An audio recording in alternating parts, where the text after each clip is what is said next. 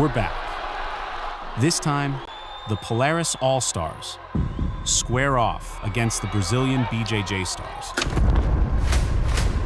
A clash of continents against the nation that defined the sport.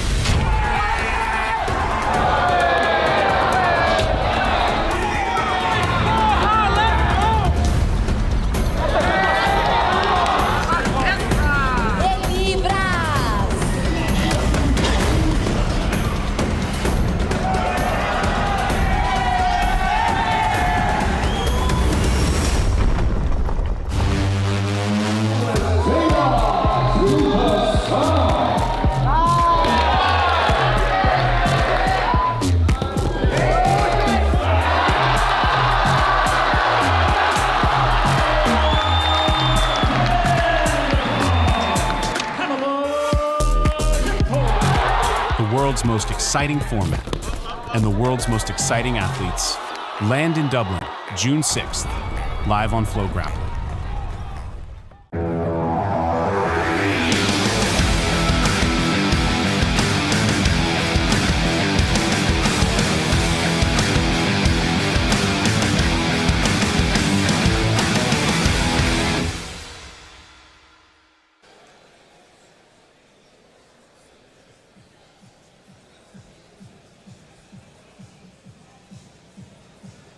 Squads format, and we are here live from the National Basketball Arena just outside of Dublin, Ireland. Josh Palmer, Tom Barlow, Tom Halpin on the mic for you this evening. And gents, a lot of exciting prelims to look forward to here. 14, in fact. Yeah, I mean, there's some fantastic matchups in the prelim card. I'm actually very excited to see our first one. Stuart Carmody is someone I've been watching for a long time. Fantastic gi competitor. Does a lot of the no-gis as well. That should be a real barn burner. And then the same with Selma Vic. I love watching Selma. She's one of the most exciting athletes out there on the mat, so it's going to be a great to see her on this card as well. And Tom, obviously, we're in your neck of the woods for once over here in Ireland. A lot of local and domestic talent on the card for us here. Yeah, there's a lot of people. Some of the viewers might not know if you're not from Ireland, but the level on the prelims is some of the highest we've seen so far. There's a lot of people that have medalled, won, or done very well at some of the biggest competitions internationally, and I really have my eye on Marcus Phelan against Nico Mikushkin. This is a recent trials winner against someone who's probably been at that ADCC trials winner type level for over 10 years. So I'm really looking forward to see how it plays out, the young up-and-comer versus the person with a lot more experience in Marcus. Yeah, it's going to be getting really spicy towards the end of these prelims. Of course, all live and free for you on YouTube before we switch over to our main broadcast later, exclusively on Flow Grappling for Team Polaris versus Team BJJ Stars. And of course, a ladies super fight between Helena Crevar and Amanda Pamela Nicole. Enough from us. We're going to meet the fighters shortly. Let's go ahead and take a quick look at the rules of our prelim bouts.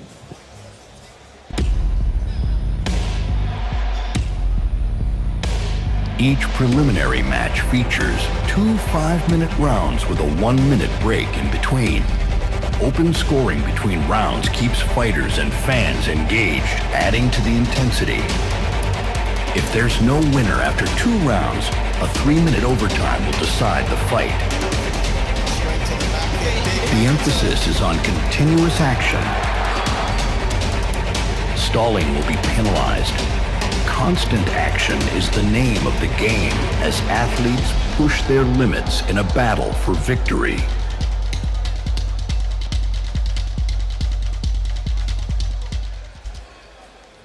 Ladies and gentlemen, good afternoon and welcome to the National Basketball Arena here in Dublin, Ireland, where we present to you Polaris 37.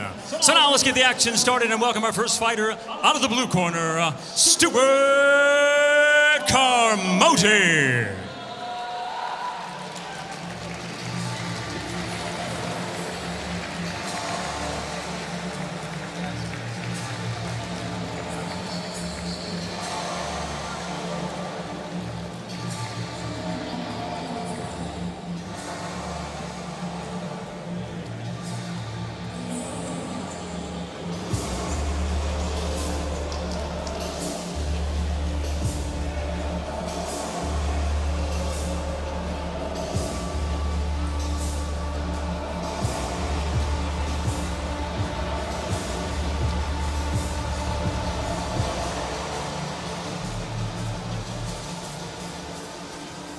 And now let's welcome his opponent fighting out of the red corner, Connor Devani.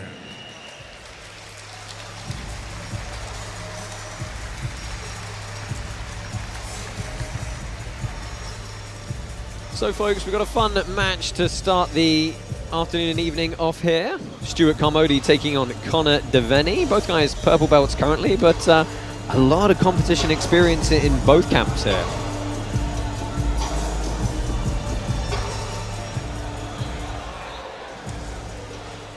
Let's get the action started. Our first bout is in the featherweight division. Introducing first, fighting out of the blue corner. He stands 5 feet 8 inches tall, official weight 68 kilos. Representing Studio Galera from the United Kingdom, Stuart Carmody. And also welcome his opponent fighting out of the red corner. He stands 5 feet 6 inches tall, official weight 67.1 kilos. Representing New Ground Jiu-Jitsu from Northern Ireland, Connor Devani.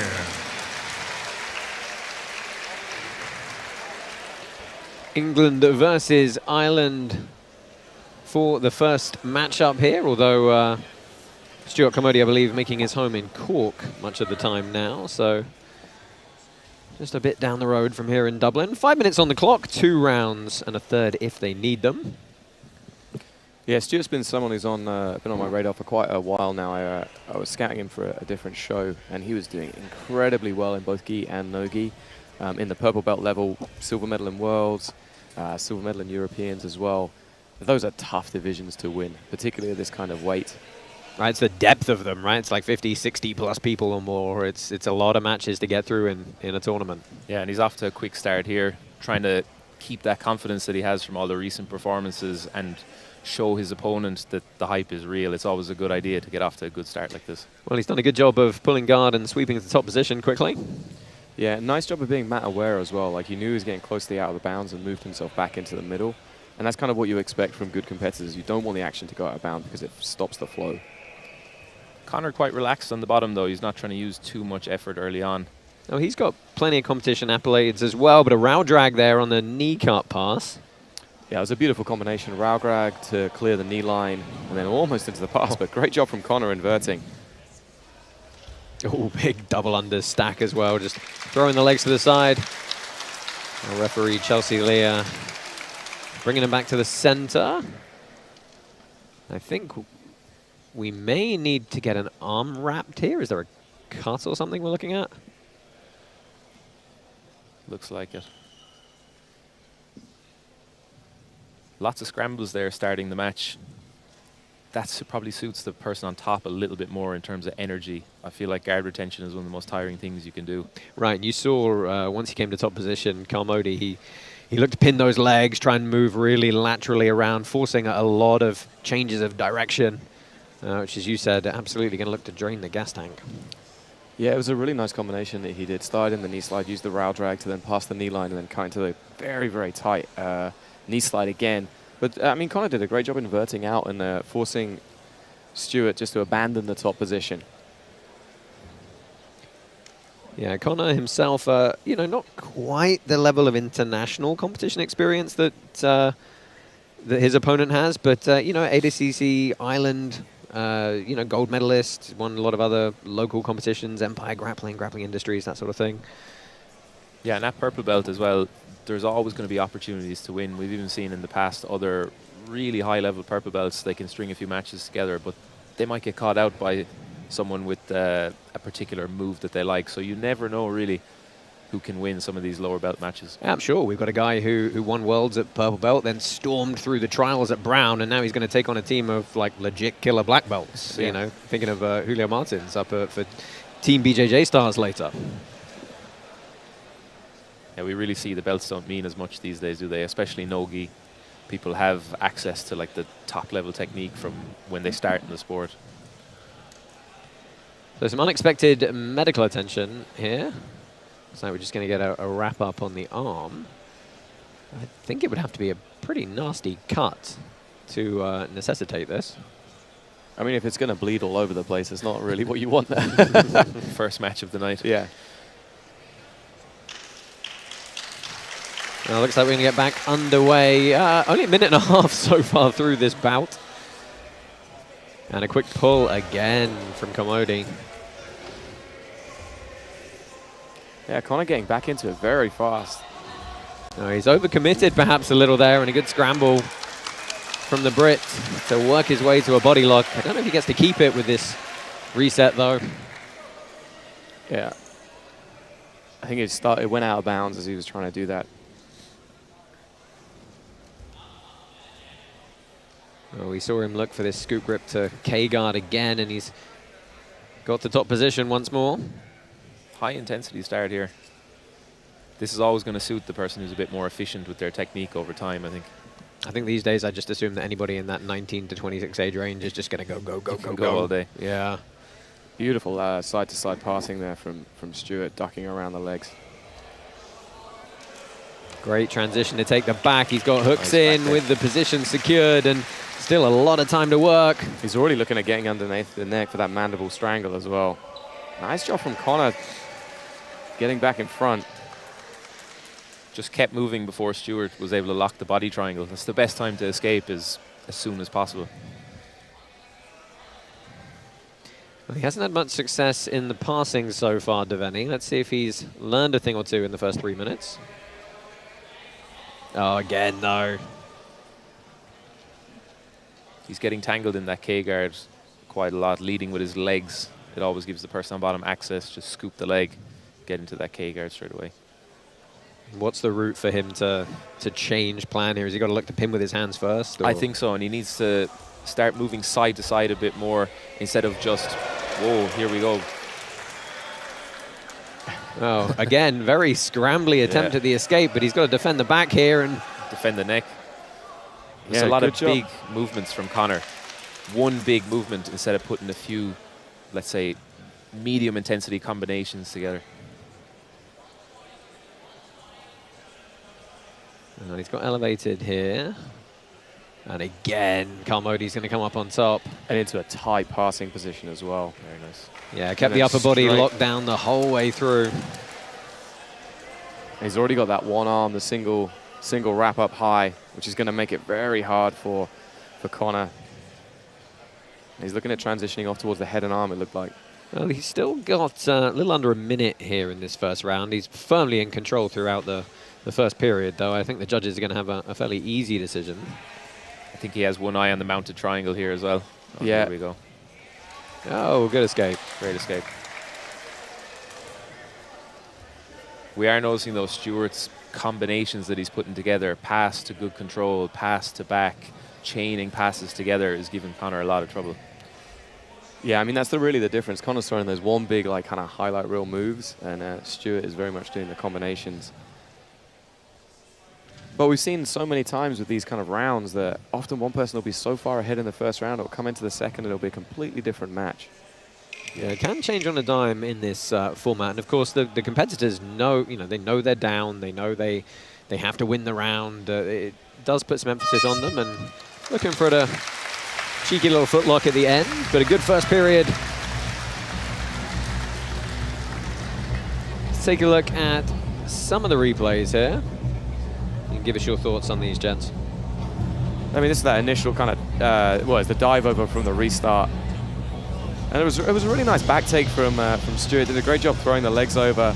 But you can see already, Conor's already kind of changed the angle a little bit. Yeah, a lot of exchanges in that round. They probably learned a lot about each other's game through all that. And we even saw Conor at the end avoiding the K-guard a little bit better. Yeah, the same with the back attack. He really pulled those knees in tight to avoid the legs coming in as he rolled through. Shows a good kind of mat awareness and tactical awareness. Winner of round number one.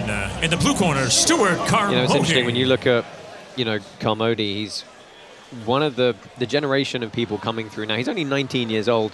He's already been training for 8 years, right? By contrast, Conor Devaney didn't start training until he was 19. That always gives you the clean technique when you start. As a kid, you've no strength. You can only work on the technique. Beautiful little inversion there from Stuart, sorry. And again, he's going to quickly win the battle at the top. Yeah, you can see that kind of more points-based style coming in, using the sweep to come up on top and then immediately threaten from there. Conor's doing a good job escaping and defending a lot of those very technical positions, like the crab ride here that Stuart's doing. He's just turning it into a bit of a messy match, scrambling to his feet. Oh, but here we have him getting his guard passed. It does seem, doesn't it, like he's not paying attention. You know, he knows that left leg is in danger every time, and he's not making that adjustment yet, as he has to defend the back for the 3rd time here. Yeah, beautiful back take again. Same kind of style of rolling back take that we saw from Stuart in the first half. I'm surprised he's not going to the body triangle. He's more focused on the choke. Yeah, I mean, he's doing that thing that's always told you shouldn't cross your legs in the back. But here, it looks like he's got long enough legs that he could get a really strong body triangle from it. He's got a bit of a squeeze going on the jaw, but can still be effective. And there's the body triangle. Yeah, nice little switch from side to side to the body triangle as well. And a lot of time still to work here. And the other thing is that Conor may be a little bit more tired. You know, those big explosive movements, they take a lot of energy to do that. I tried to post and throw a leg over to stop the mount, but not able to. Dominant position once more for Carmody. Yeah, do you think we'll see him try and use that mounted triangle again? It's one of my favorite setups from this kind of single arm wrap.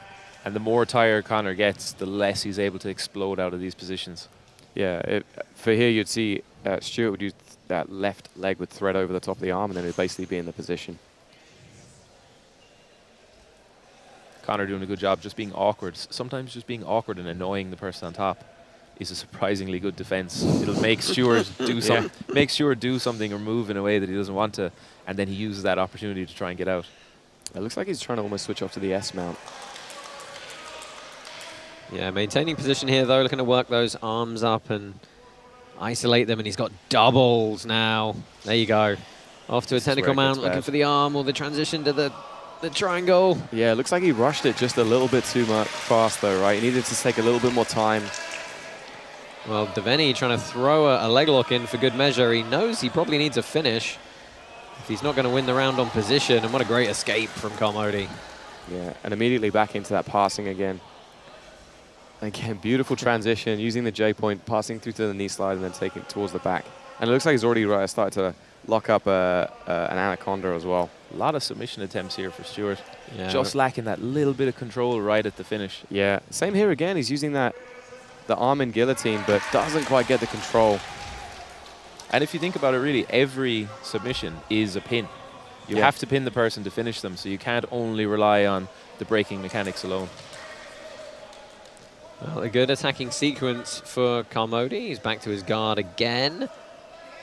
And now Devaney's trying to pass on the knees. Well, pops up.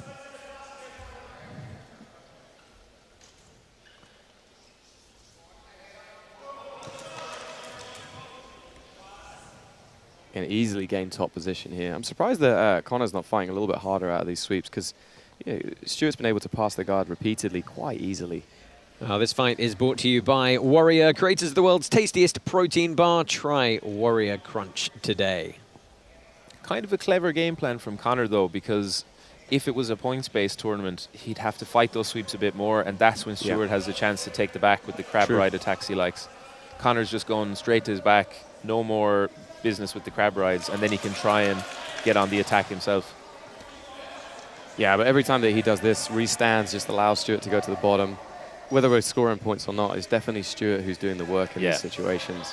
And again, straight in towards the crab ride, uses it to come up. The other nice thing is when he does come up off the bottom, he's in such a tighter passing position as well. Now he went Darce here, now possibly arming guillotine, but gives it up, and he's got mount once more. He's still looking for the submission, and he gets... Here's the triangle. Oh, here we go. Yeah, just needs to make sure it's nice and tight.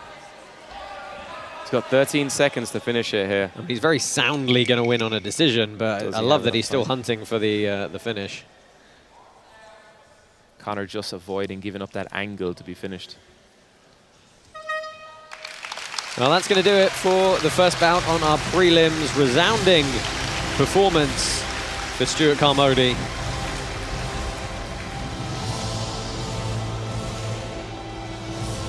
Quick look at some of the replays here. Very impressed with Conor's defense here. Very calm in some of these bad positions. Body triangle, rear naked choke over the face, but he looks very calm. Yeah, I mean, Stuart just did a great job of chaining different attacks together. I feel like if it just slowed down a little bit and he could have finished the match, but really solid performance showing off his jiu-jitsu. Ladies and gentlemen, we go to the judges' scorecards, and they see it for your winner. In the blue corner, Stuart Carmody.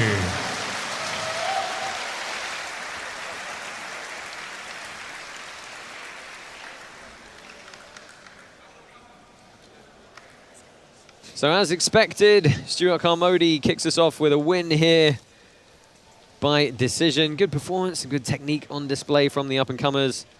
And we've still got 13 bouts coming your way before we switch to exclusively live on Flow Grappling for our main card of Polaris 37. Team Polaris versus Team BJJ Stars.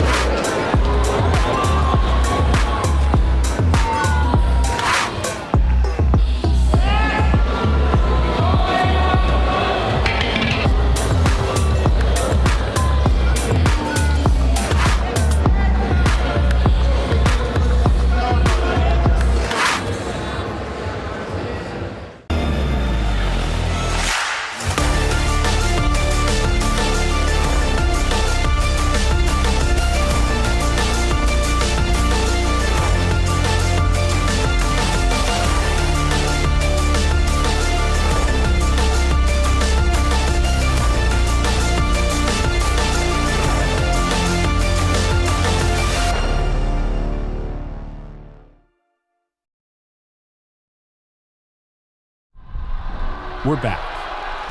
This time, the Polaris All-Stars square off against the Brazilian BJJ Stars.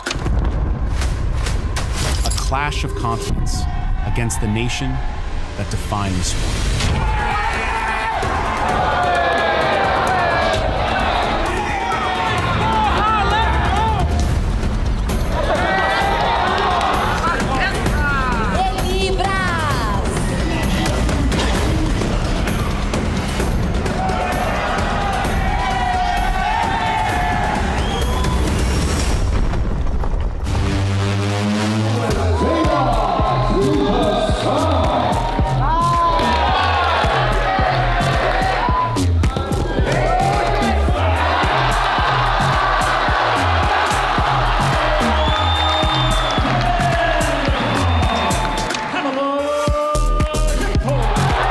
World's most exciting format and the world's most exciting athletes land in Dublin, June 6th, live on Flow Grappling.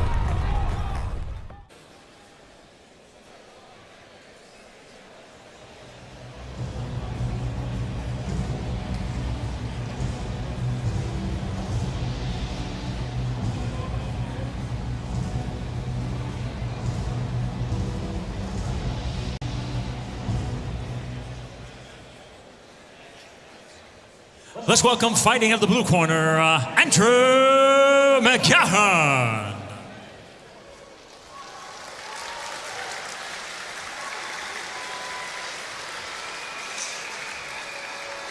Got a fun all-Irish affair here in this second bout. First of the mat, Andrew McGahon, 33 years old from Dundalk. Long-time black belt, been training for 15 years, representing Team Polaris. Has won a lot of competitions at the European level.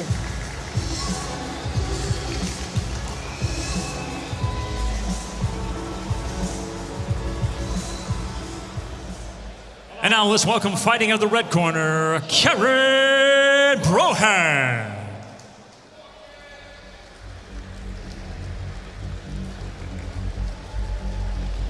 Ciaran Brohan, also 33 years old, from Cork in the south of Ireland. Again, a long-time black belt.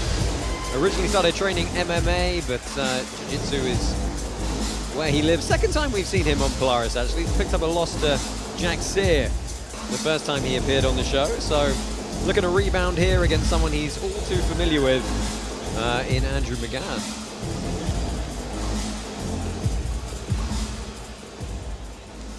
Let's get the action started. Our next bout is in the welterweight division. Introducing first, fighting out of the blue corner. He stands 5 feet 10 inches tall, official weight 75 kilos, representing Team Torres from Ireland, Andrew McGahon. And now let's welcome his opponent fighting out of the red corner. He stands 5 feet 10 inches tall, official weight 75 kilos, representing T45 Jiu-Jitsu from Ireland, Ciaran Brohan. Your referee for the first time tonight is Greg Creel. These two guys have faced each other before coming up in the belts. I don't think they've competed against each other since blue belt, though. And as far as I know, Ciaran was the winner on those previous occasions. Oh, nice little throw by to the back quickly from McGahon. Quick start here. I'm looking to see some very solid, well-rounded jiu-jitsu. This kind of generation, there are a lot of the people that came up when I was coming up training here, and everyone has a very well-rounded game from those times. Yeah, both these guys coming off some big competitions last time they competed. Brohan 1-1 at the Euros, and McGahon hasn't competed since No-Gi Worlds. It was a nice little pass by Ciaran. Really just kind of almost stepped around Andrew's guard. Yeah, looking to go knee on belly here and manages to get his arm free. Seems like a bit of a nervy start. Andrew almost getting on the back early on, giving up the easy pass. And now both guys a bit tentative, it seems, to get moving without making things worse for themselves. Yeah, very different pace from the first bout here, and he's cutting off to that kind of north-south angle, perhaps looking to get a bit of a squeeze on the choke here. This looks relatively tight, but it doesn't seem like Ciaran believes in it enough. North-south choke is one of those ones you really have to believe and put your whole body weight into it. Doesn't feel like he's low enough with his lat pressing into the neck Yeah. quite enough yet, does it? Yeah, I mean, he's in control, though, you know, and it's definitely a position he can kind of wear Andrew down a little bit. He doesn't need to be finishing it to make Andrew tired and then start to open up his game a little bit more. Definitely. And even controlling someone here this early in the match, Yeah. you're kind of letting the other person know who the boss is. Well, the big inversion gets him out of it. Nice little fallback on towards the legs, though, from Ciaran. And it looks like he's immediately coming towards a leg drag as well, although Andrew's done a good job of recapturing butterfly guard. Yeah, trying to work that overhook. Now going guillotine. Got to be careful he doesn't give up the pass, though. It's funny the psychological effect getting your guard passed in a competition has. Oh, The second pass especially is early. always easier. Yeah, I don't know why. The second pass is always easier. The person on top knows they can do it, and the person on bottom also knows that they can do it. It's one of those things, right? Everyone's like, look, let me just not end up on the bottom in side control in the first 30 seconds. Yeah. Nice little bit of leg work from Ciaran. He's stapled the arm towards the floor. Good start from Ciaran. I'm impressed, especially after nearly giving up the back take early on. He's shown some great control here. Thanks to our friends at Tatami for sponsoring the action here tonight. Tatami Fightwear for all your grappling needs. It's interesting because Andrew didn't seem to fight either pass particularly hard as well. Whether that's some kind of strategy to make sure he doesn't burn himself out. Yeah, it's a tough one because 5 minutes, short round. And if you end up losing, 2 minutes of that to some positional stuff, it's tough to come back from sometimes. Polaris has been a long time kind of wanting to come to Dublin, I feel, as well, and you could have a bit of an adrenaline dump. Yeah. Being one of the early matches, a lot of your fans in the crowd or a lot of your friends almost getting on the back and then losing it. It kind of has that emotional drain on you as well. Yeah, we are filling up here at the National Basketball Arena. We're a sold-out crowd, just a touch under 900 people tonight. Yeah, excellent work from Ciaran, just to remain in control. He's doing a good job of just keeping the hips relatively well stapled to the floor. Can we talk about, unless you've got that dexterity and flexibility, getting out of this kind of north-south or off on the shoulder angle position is a pain sometimes in no-gi. Yeah, you really have to do it bit by bit. Find an arm in front of the shoulder first, then get your leg in front of the shoulder. and then you can start to do some of the Yeah, I mean, the Andrew did spin-ins. the perfect thing there. He used the kind of like, I guess, the kipping kind of motion to move further down. That allowed him to bring his knees up and frame on the shoulders. And then he managed to use that to recover. That's good tactic, isn't it? Pull yourself away first to force the space. We got a little bit of mouth covering happening, interrupting the breathing. I'm a big fan of it. I'm all here for it. Yeah. Absolutely. Big stack pass, but No arm triangle. yeah, can happen. Big squeeze, 20 seconds left. Oh, and looks to transition off to the leg. I love the energy to move. I mean, can he capture the round at the end of it? A couple of close submissions, and he might get it, you know? It'd have to be really close. Andrew has some of those weird submissions while he's escaping. The problem is if you don't get them, you're still giving up the position. Yeah. Well, he very much kept himself in it towards the end, but gents, on balance, I'm leaning Ciaran Brohan for that first 5-minute period. Yeah, I feel like he was in control for the majority of the match. He did a couple of great guard passes. This is a beautiful start, though, to be fair, for Andrew. Using that throw by and immediately coming around towards the back. And again, nice little reversal as well from Andrew. That might give him some confidence going into the second round. Probably did Mr. Brohan a little bit dirty on the replays. Yes. He did get the majority of the positional advantage throughout that. Yeah, I feel like if Andrew could come in and sustain a slightly higher pace, it would do better for him. He's very much kind of had that same thing we were talking about before. That Winner big of round number explosion, 1 in the red corner, Ciaran Brohan. Again. Right, and just being a little bit less laissez-faire in the passing or in the pass defense. Yeah, I think we'll see him try to assert the top position in this round. Oh. Nope. I mean, it's surprising, right? Because he did do that great throw-by. Then we call that the curse of the commentator. Oh, and again, he's got to be careful here. He's trying to snatch behind those arms, and he might have a bite of this one. Yeah, it looks like Ciaran's just pulled it off, though. But again, inverting towards the legs is Andrew. And he's got Ciaran's got that other leg in, which is going to make it a little bit more challenging. And Ciaran using it beautifully, just timed to pass the hips and come up behind the legs. Very nice transitions from Ciaran. He starts to lose the control, drops back on the legs, and then when Andrew has to respect the leg lock, he uses it to get his control back. Yeah, going over towards mount, I suspect, is going to be his next goal. But can't quite do it. Good again, recovery from Andrew. This is tiring, though, trying to hit submissions when you're in a mechanically weak position. It definitely wears you down. Actually, the head position from Ciaran was nice as well. It was directly underneath the chin, which really stretches out the spine and makes it challenging to breathe. Nice little step over. Again, I'm surprised that Andrew's not working harder to prevent that, at least creating some kind of scramble. And again, the same, like with this arm movement, it seems like he's not really fighting those positions. Will we see another mounted triangle coming up? Maybe. I mean, Ciaran could potentially just slide his right knee over the arm and be there. Yeah, and here we go. I feel like triangle will be coming. Yeah, nice pass straight back to mount, and he's got double underhooks. Well, it gives it up.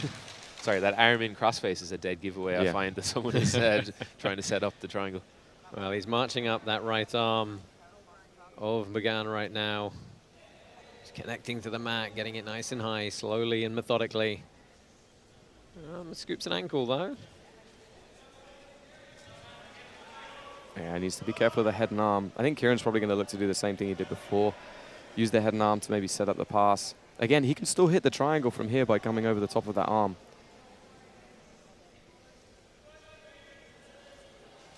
Or he can use it to potentially transition towards the back as well if Andrew had turned. Yeah. Well, staying nice and low and connected to the upper body, but back to guard. And he's trying to use this grip, and again, just getting very sweaty now. Yeah. Ciaran pulling out very nicely. He's felt a lot of the attacks already as well. He has the confidence that he can slip out of them and then continue with his passing. Yeah, we're going to have that little bit of sweat factor as well, where he's going to be a little bit slidier now. It's going to be harder for Andrew to control him in those positions. Andrew very much in defensive mode now as well, just blocking and trying to stay safe. Again, looking for something cheeky on the bottom here. Yeah, it's that right knee there of Ciaran just sneaking towards the inside, which is blocking it. I feel like sometimes when you have these kind of counter submission things, these threats, these unexpected submissions, you get a lot of false positives in the gym. Yeah. But they kind of work because people don't care as much. But then when you come to a match where someone's really trying, they stop being as effective. False positives. I love that. It's a really good descriptor for them. And you'll take a small little pop in a tournament as well. Yeah, exactly. It's kind of that difference between having a cohesive jiu-jitsu game versus having some tricks that you use. Yeah. And I feel like Ciaran at the moment has a solid game plan that he's trying to apply. I don't necessarily see the same thing for Andrew. Consistency is definitely something that's underrated in the sport, and what moves you select and what, let's say, attacks you practice in training, can you pull them off consistently at the highest level? Yeah. Touch over a minute left here. Good positioning from Ciaran on top. Yeah, like you said, he's just going back and forth through the passing sequences at the moment, and you got to feel like fatigue is very much starting to play a factor here. There weren't big explosive movements for a lot of this bout anyway from McGahon, and he's really running out of time to do it here.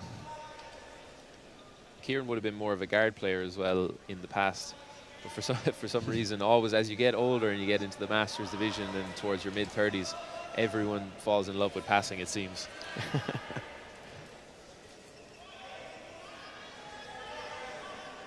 Nice, Ciaran doing a good job of just kind of riding this out as well now.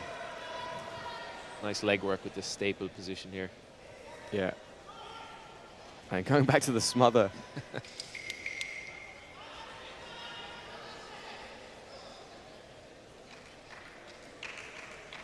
Yeah, doing a good job of forward pressure at the end from that half guard. But it's going to go to the decision again, and it's going to be another easy one for the judges here with a fairly dominant performance from Ciaran Brohan. Let's take a look back at some of the replays. Yeah, I mean, the round started pretty well for Andrew. He seemed like he was coming in with a bit more pace and a bit more urgency. But then Ciaran pulled him back into that game, right? He pulled him into his pace, started getting the positional control, and just really able to read what was happening with Andrew. You could see he got more comfortable over time as the match went on. Ladies and gentlemen, we go to the judges' scorecards, and they see it for your winner. In the red corner, Ciaran Brohan.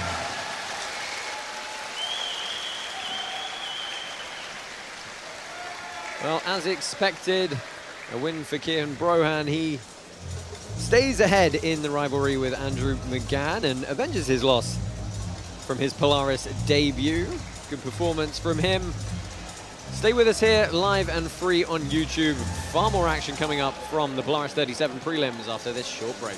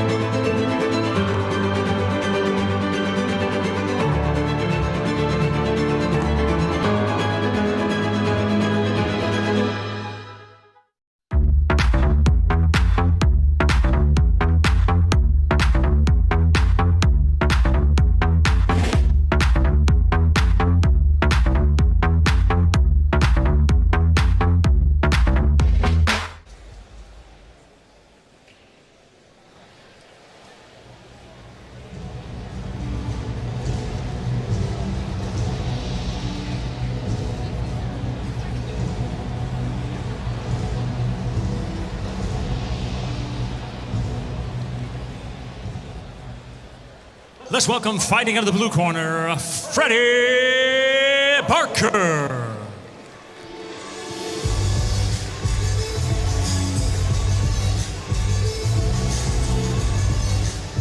Very determined 33-year-old Freddie Barker heading out to the mat here, representing Los Banditos. Of course, they have a couple of representatives in Team Polaris up on our main card a little bit later in Eoghan O'Flanagan and Taylor Pearman.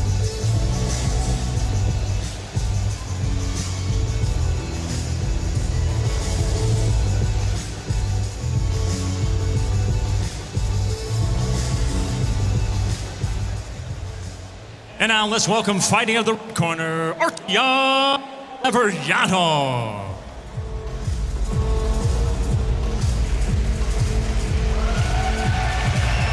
Artyom Averyanov, originally from Latvia, now based here at Royal Grappling Academy in Dublin. Brown belt, been training for 7 years. Some good competition performances for him. Just 21 years old, so 12 years younger than his opponent today.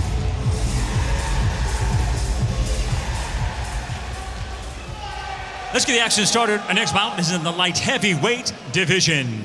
Introducing first, fighting out of the blue corner. He stands 5 feet 10 inches tall, official weight 88.3 kilos. Representing Los Banditos from the United Kingdom, Freddie Barker. And now let's welcome his opponent fighting out of the red corner. He stands 6 feet tall, official weight 87.7 kilos. Representing Royal Grappling Academy from Ireland, Artyom Averyanov. Well, half of Team Polaris from our main card later are out to support Freddie Barker here. If you could hear the loud yelling, that was Eoghan O'Flanagan, making his presence very much known. Bump and fist to get started here, and a quick guard pull from Averyanov.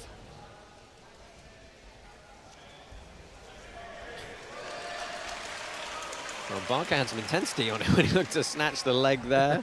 Has, I believe, won Masters Worlds as a purple belt, so some solid experience for him. Nice, yeah. Forcing that turtle and then immediately transitioning to the hips. Yeah, trying to get on the back quickly here. He's got that first knee deep as he looks to drag across and get the hooks. That early intensity paying off. Wearing the t-shirt instead of the rash guard. It says I'm chill, but then when you turn on the intensity, it surprises your opponent. I think it says exactly the opposite, in all honesty. Everybody I've seen ever fight in a t-shirt has always been... says I want to get really sweaty and make you feel it. Yeah. No chill. He needs to be careful of his leg here. It looks like Averyanov has managed to capture the leg and could look to backstep around as well. Very nice. Well, he comes up on top here, and Barker not able to free the legs and push off. Yeah, has Freddie had that bit of adrenaline dump, you know, where he's kind of gone a bit aggressive and blown through his gas tank? Yeah, you need a very good warm-up to pull that off at the start of the match, I find. Well, still got a guard in place here. He's trying to work that top knee. Artyom looks very disciplined, like he knows exactly what he wants to do. Yeah, fast like Kimura grip though. Let's see if he can roll through. Yeah, Freddie's working on that arm, and it could take the back from here as well. Yeah, it does look like he's almost managed to get some purchase on it. I think that head position is saving Artyom a little bit, combined with the underhook. Yeah, here we go. Again, that's Freddie using a lot of energy and Artyom just using his weight to wear him down. Yeah, and he's got a good body lock here to try and work his way around. There he goes, dropping the hips really low. Yeah, he's slowly working chest to chest and up the body as well, right? You see Freddie's now a little bit flatter, struggling to stay on his side. I think Artyom's, yeah, trying to feed the butterfly hook over the top, right? Gives him the option to pass to either side. Very nice sequence here. Freddie doing a good job of turning his hips, getting his hips off the mat. That's why we see Artyom try and use that outside foot to try and help staple the hips down. Oh, big, heavy bit of pressure on the underhook and the face there. Yeah, I mean, Freddie did a good job of elevating his hips to prevent that, though. Almost got underneath Artyom. This body lock style is actually very effective for people who are long like this as well. You'd think it's better for people who are a bit more compact, but for some reason it's just very hard to hold onto their leg when they can sprawl it half a mile back. Yeah, and then those arms, they're like tentacles. They come in from everywhere, right? Yeah.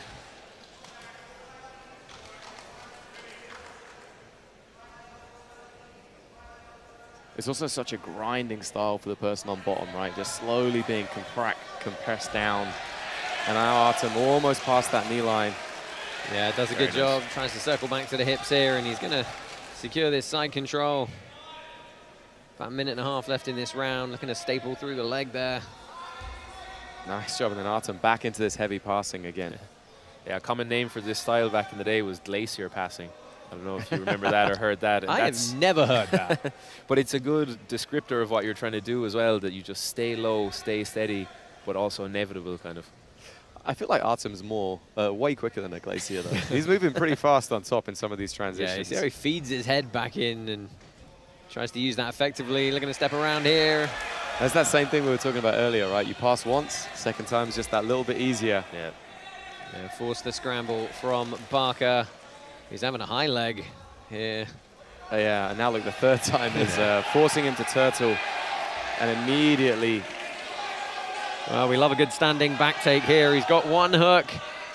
Yeah, very nice adjustment from Artyom as well. Went to the other underhook to allow him to stay onto the back a little bit better. Sulov stretch. Yeah, I'll take a Sulov stretch with 30 seconds Yeah, left. and he's got the length to be able to do it as well. This looks horrendous. And now Artyom can also start attacking the back. Freddie's no longer standing. This should be energy conservation for 20 seconds for Barker here. Yeah, it looks like Artyom's going after it still, though. Looking for that head and arm position. Gets to the mount. It's a very tiring round for Freddie. And he's turning that shoulder in really nicely. Yeah, it kind of, like you said, it was just kind of inevitable towards the end, right? It just seemed to build up and build up and build up. And then a good round for Averyanov. Very good round.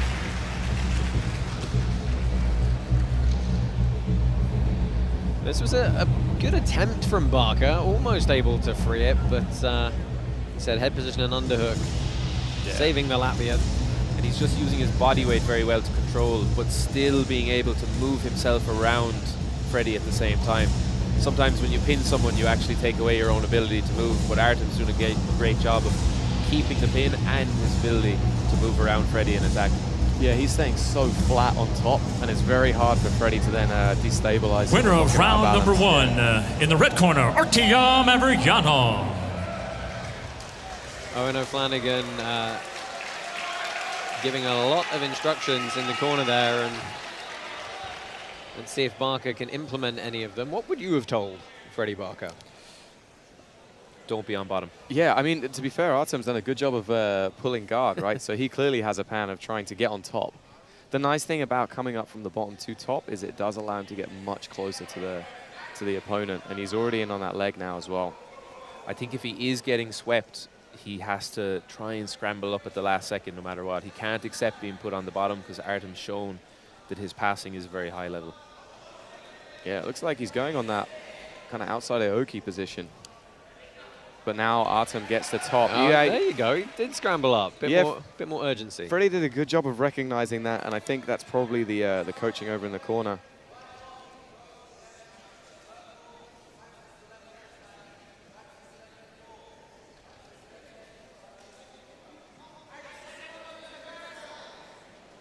But I feel this is very much what we saw at the start of the last round as well. Freddie now's getting into a good position. Looks like he almost had the dog bar ready. He's definitely more disciplined, keeping his head low and avoiding the scoop. And again, just as I say it, he hits it. I mean, that was just the length of Artyom just reaching around. And then, you know, in X guard with that length of legs, you're going to get off balanced. But a good job standing back up and not conceding position. So that's a really nice adjustment from Freddie. Definitely. Artyom just has a really clear game plan. He's straight back into the half butterfly. If he can't scoop the leg, he's using the far side arm drag to then scoop the leg. And then he's trying to threaten leg lock or sweep. Yeah, he's on it once more here. He's done it incredibly effectively so far. Like every time that Freddie ends up on top, he's already made back into this position.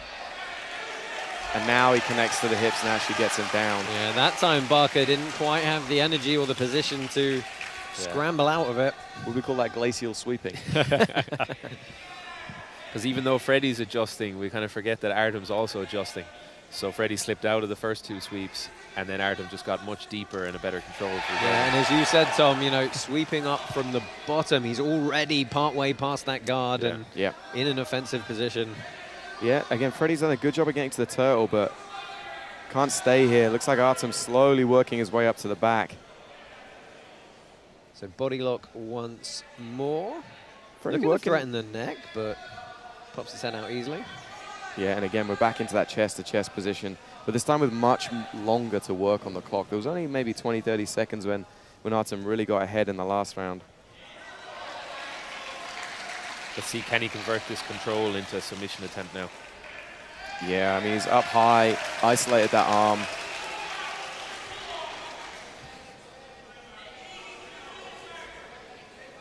Kind of similar to the last match as well, in that the bottom player trying more explosive movements to get out and attack and move, and the top player just slow and steady, keeping control and getting the pass.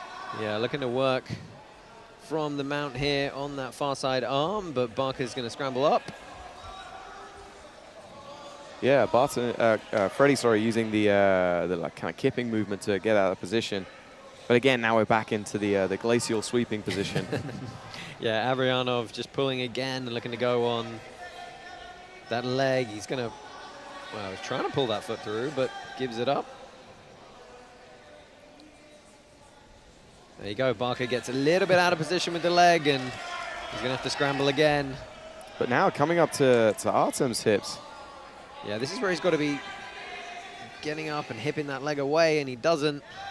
Man, like Artyom's got that amazing job to get that leg back inside. Yeah. Like, there's no way I would reach that leg. Good opportunity from Freddie. Yeah. Again, scooping the leg. Just not able to convert it. Yeah, and again, can't create the scramble afterwards as well. But is there that you can use the Kimura here to create a little bit of space?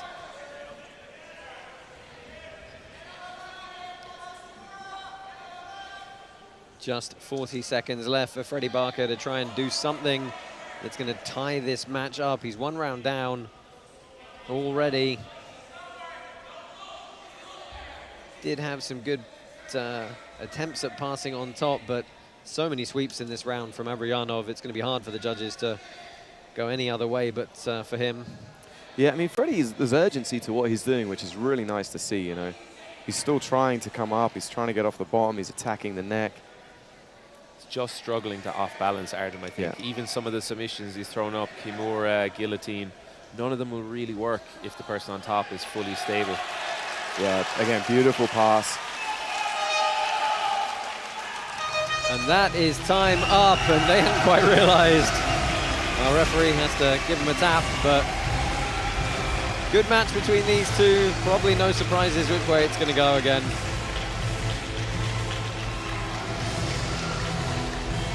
Yeah, again, like Artyom just did an amazing job when he passed to just stay so flat, and that his base is so wide, it's so hard for Freddie to create any kind of movement from there. Freddie did do a good job of kind of creating scrambles through the match, particularly in that second round, and getting back to top position, but then Artyom did an amazing job of recovering. Ladies and gentlemen, we go to the judges' scorecards, and they see it for your winner. In the red corner, Artyom Averyanov. 21-year-old victorious in his Polaris debut here in Dublin. Some good support for him in the crowd, being the local man. That's only our first 3 prelims. We still have 11 more coming your way. Some real heavy hitters on the undercard coming up a little bit later. And don't forget, Team BJJ Stars versus Team Polaris, live and exclusive on Flow Grappling a little bit later this evening. Helena Crevar, Amanda Pamela Nicole in the ladies super fight as well. Stay with us here, live from Dublin.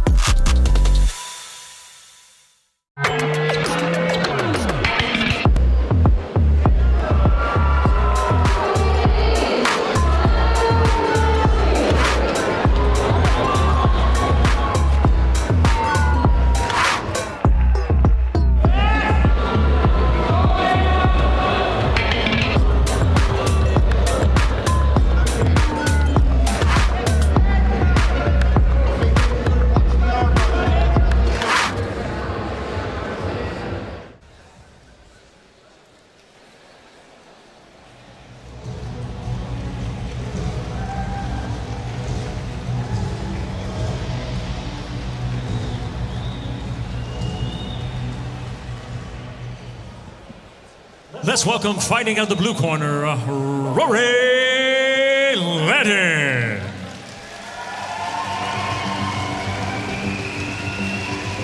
Two 29-year-old black belts squaring off in this one. Rory Ledden first to the mat from Dublin. Been a training touch over 10 years, representing Jungle BJJ.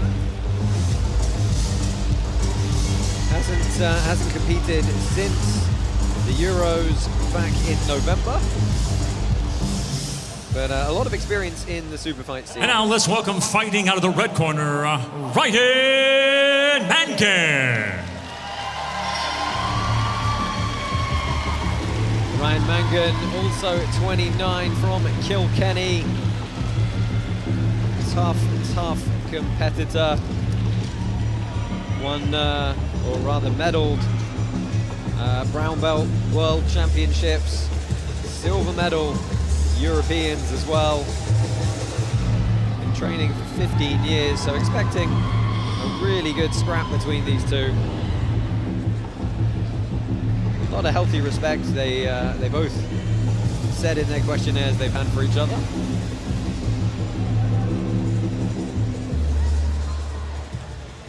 Let's get the action started. Our next bout is in the welterweight division. Introducing first, fighting out of the blue corner. He stands 5 feet 10 inches tall, official weight 72.2 kilos. Representing Jungle BJJ from Ireland, Rory Ledden. And now let's welcome his opponent fighting out of the red corner. He stands 5 feet 9 inches tall, official weight 75.2 kilos. Representing Milo Martial Arts from Ireland, Ryan Mangan.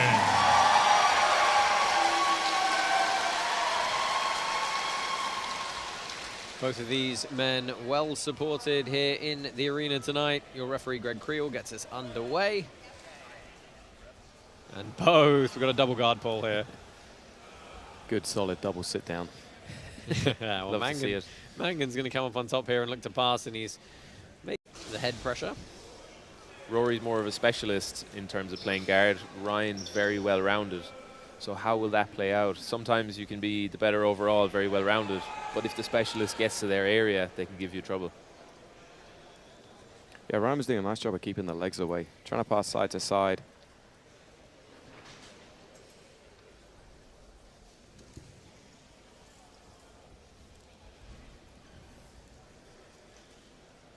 Rory has some good leg lock entries that you'll need to be careful. Ryan is very solid on top, but there is also a balance to be found between opening up to try and get a score or staying solid to be defensive. Yeah, he was passing high and outside to start with, but he's getting close in for a bit more pressure in the passing now.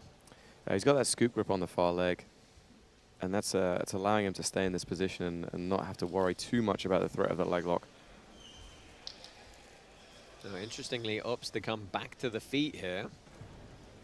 We're going to see another double guard pull. Well, arm drag attempt from Mangan, a little bit far on the outside, and another sit down from Ledden.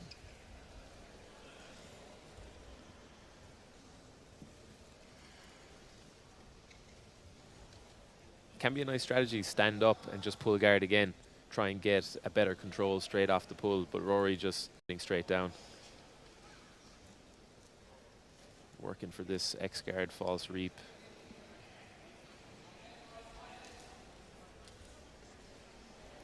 Mangan again pops up to his feet, looking to work the kind of outside passing here. Yeah, it looks like he's just trying to clear those feet out of the way and then enter into a tighter position.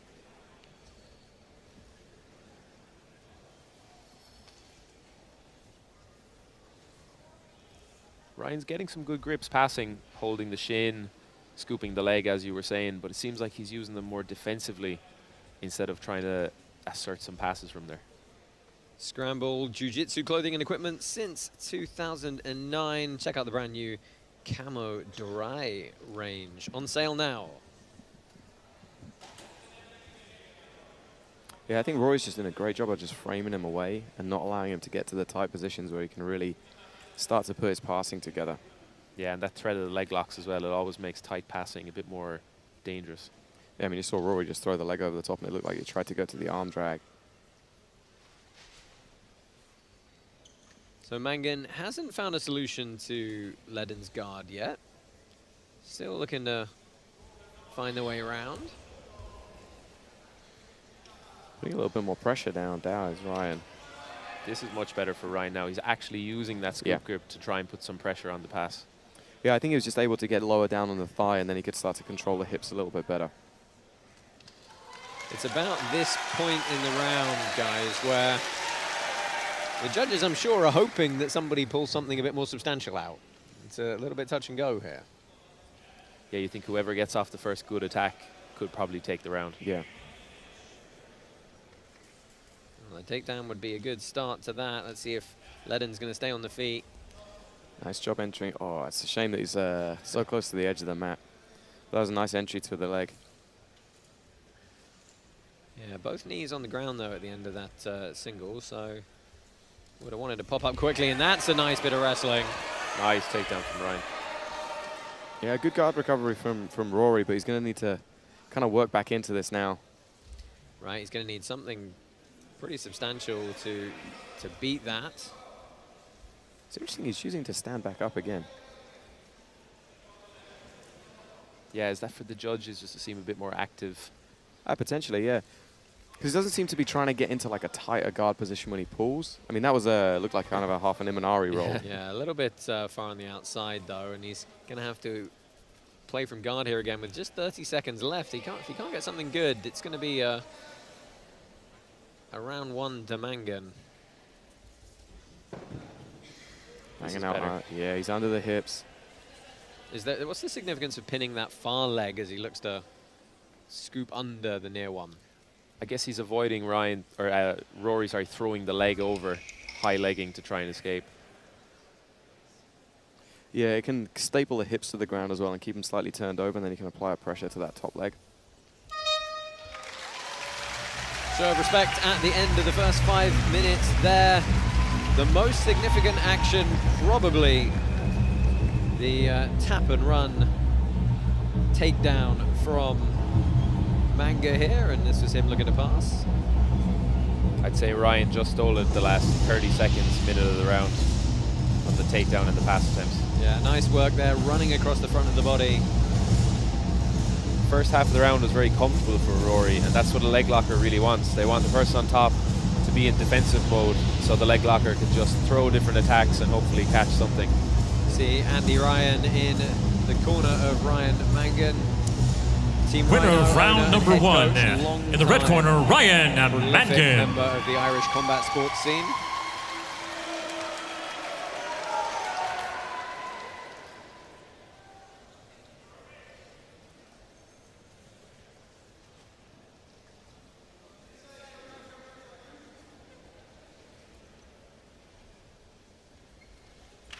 Oh, he looked for it again off the underhook, driving across the front to pick up that far knee.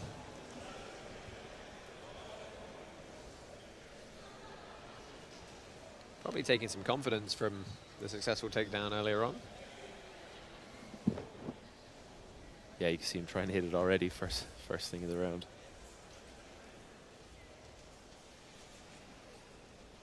I'd like to see more shots from Ryan as well. The one that he attempted, he got straight in on the legs, and Rory is standing Very quite tall. Very, very tall. And at the moment, here's the other thing, is Ledden is not throwing any takedown threats back. No. He's not cutting angles, he's not off-balancing him, he's letting that underhook happen a little bit easily a couple of times. It seems like he wants to counter or just use Ryan's attempts to get a bit of connection so he can hopefully get under the legs.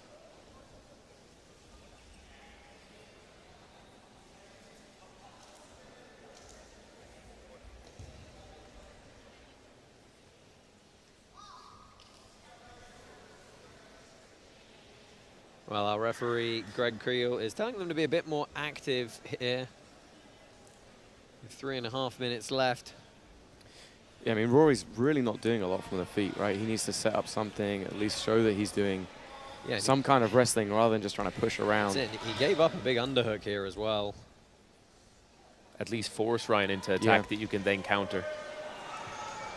Yeah, that's it. If this is all a fake to get under and into the legs from a guard pull, he's not doing a great job of selling it. And we saw in the last match with Artyom when he took the win, having that clear game plan where you just go forward, do exactly what you want to do. It's the best way to go about things. Really easy snatch single for Mangan there as he looks to complete it. Yeah, lifts that up high. He's going to tree top him down. Here we go.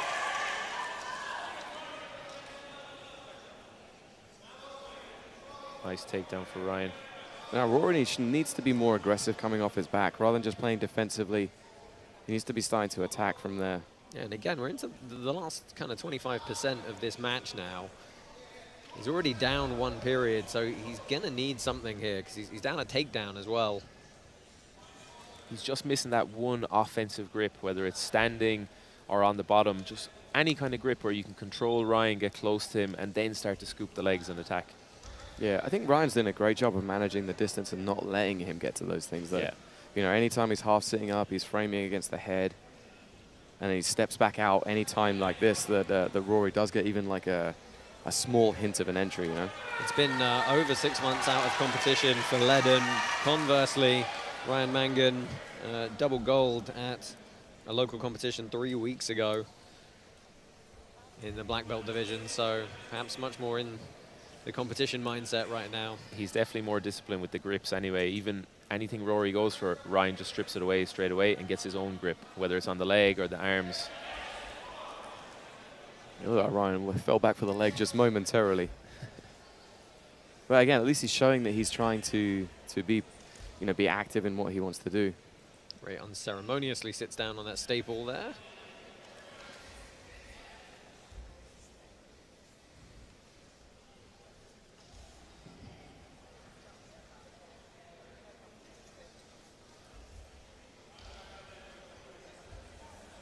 Again, looking to pass high and on the outside with some leg staples. Now he changes the dynamic. Looks to come in close for some pressure. I feel like the onus is on Rory as well. If he's behind in the match, he's the one who needs to open up a little bit more. Absolutely. He's got a minute now to try and win this one. He's already behind in the round. He's behind overall in the match. It's kind of Hail Mary time right now. Yeah, he needs to open up a little bit more. Stop being kind of too defensive in what he's doing. Even sitting up to a seated guard, I think, is underrated. Sitting up to a seated guard, you can be a bit more offensive. Still play guard, but chase the person down. Again, the difference in the stand-up showing there as Mangan bullies him back to the mat.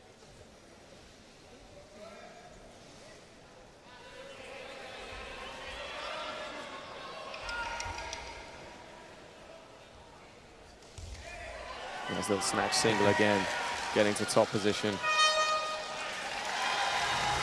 I think Mangan knows he's done enough there. Big smile on his face.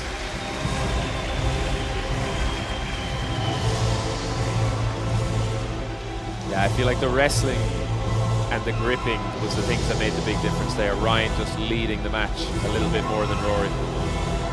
Yeah, it just felt a lot more intention throughout, particularly in the stand-up area. Yeah, I mean, that was just a very strange kind of level change. Ladies and gentlemen, we go to the judges' scorecards, and they see it for your winner. In the red corner, Ryan Mangan. The Mangler, Ryan Mangan, good Polaris debut for him. Picks up the win in a fairly good performance from top position. Still 10 whole prelims coming your way live and free on YouTube. Before we head over to Flow Grappling later on for our main card. Stay with us here, more action coming from Dublin.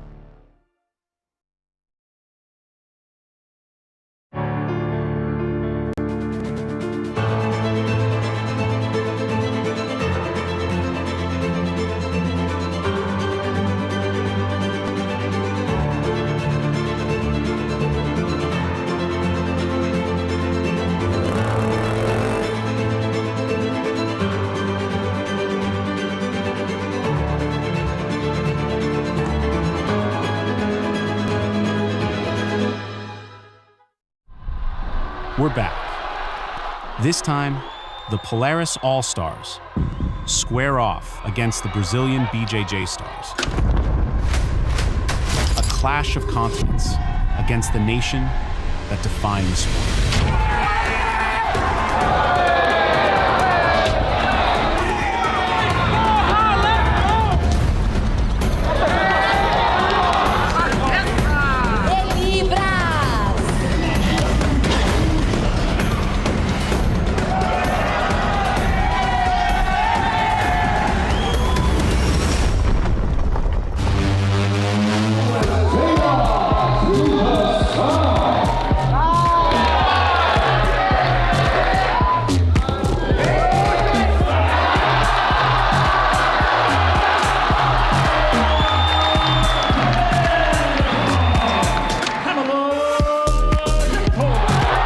World's most exciting format and the world's most exciting athletes land in Dublin, June 6th, live on Flow Grappling.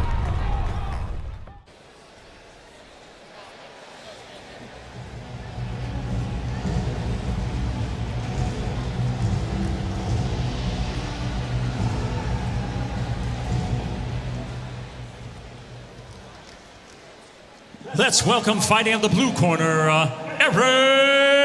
Scully.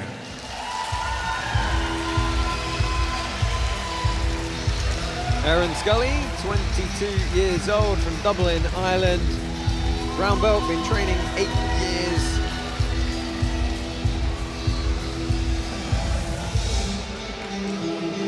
Good domestic experience. Bit of a step up in competition for him tonight, though, that's for sure. As always, though, that is a great opportunity. See if he can seize it.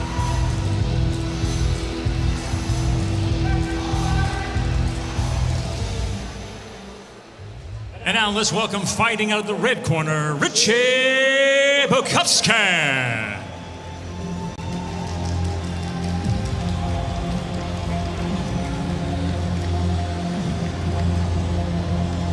Contrasting demeanor for Richy Bukovscan. He was born in Romania, now based in Dublin, runs his own academy, Kozia Grappling Club.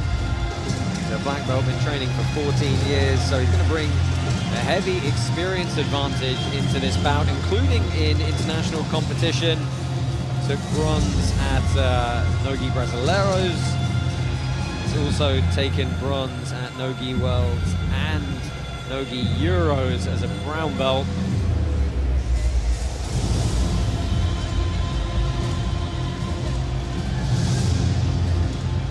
Let's get the action started. Our next bout is in the lightweight division. Introducing first, fighting out of the blue corner. He stands 5 feet 7 inches tall, official weight 70 kilos, representing Satori BJJ and Jungle BJJ. From Ireland, Aaron Scully. And now let's welcome his opponent fighting out of the red corner. He stands 5 feet 7 inches tall, official weight 69.9 kilos, representing Kozia Grappling Club from Ireland by way of Romania, Richy Bukovscan.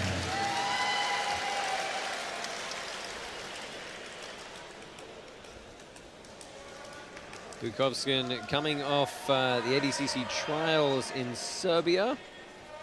Didn't think he had his best performance, but he did win a few matches before getting dumped out tail end of the quarters. Big divisions, those under 66 kilo ones. Very, very big. But, he's going to work from top here against Aaron Scully.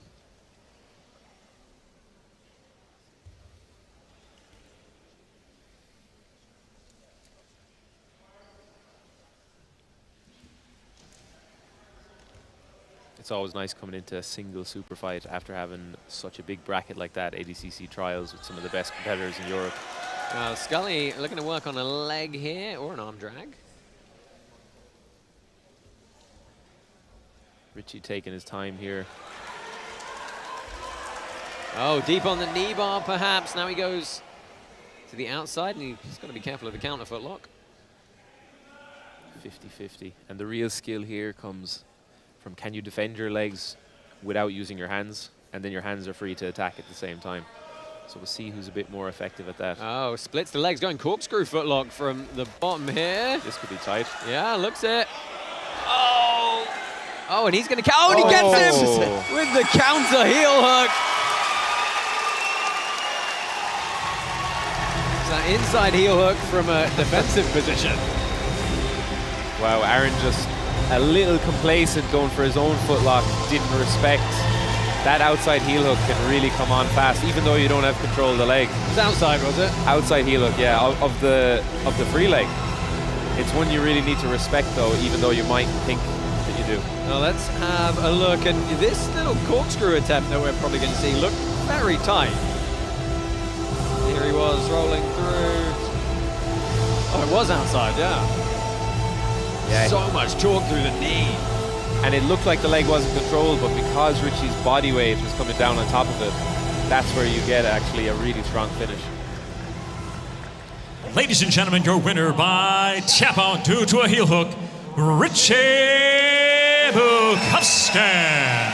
Bukovscan showing his experience there, picking up a very quick submission win on the counter footlock. Really good work from him. Again, another solid Polaris debut for a fighter from Dublin.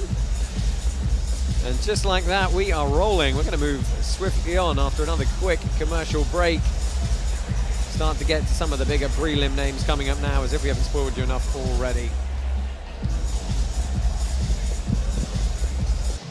想像してみよう。知らないままでいることを、自らの血の味を、自らの勇気の深さを、自らの肉体の限界を想像してみよう。知らないままでいることを、自分がまだ足りないということを、そしてそれがどれほどの恵みか、自らを奮い立たせ高めていくことの、想像してみよう。鍛えないままでいることを、肉体と精神も逆境に耐え乗り越えるために想像してみよう。知らないままでいることを、苦しいことを共に成し遂げる兄弟たちの絆、姉妹たちの絆を想像してみよう。知らないままでいることを、自らの無限の可能性を、そしてそれが全て手の届くところにあるとひたむきな努力になって。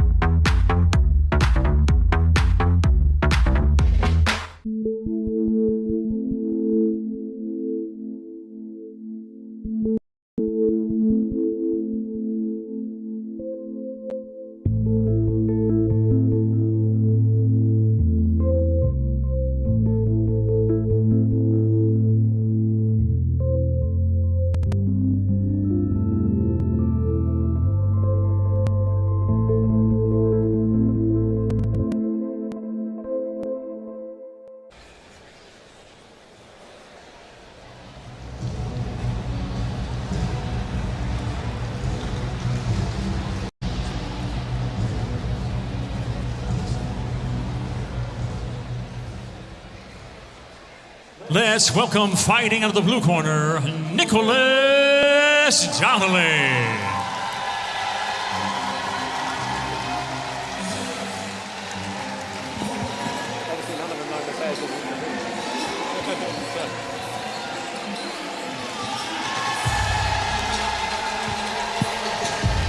Nick Donnelly, the first out here. based in Wexford, has his own gym, Rory Grappling Academy.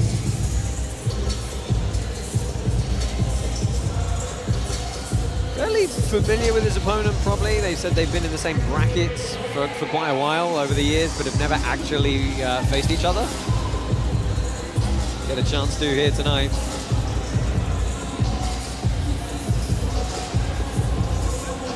And now let's welcome, fighting out of the red corner, Jaque Dolan.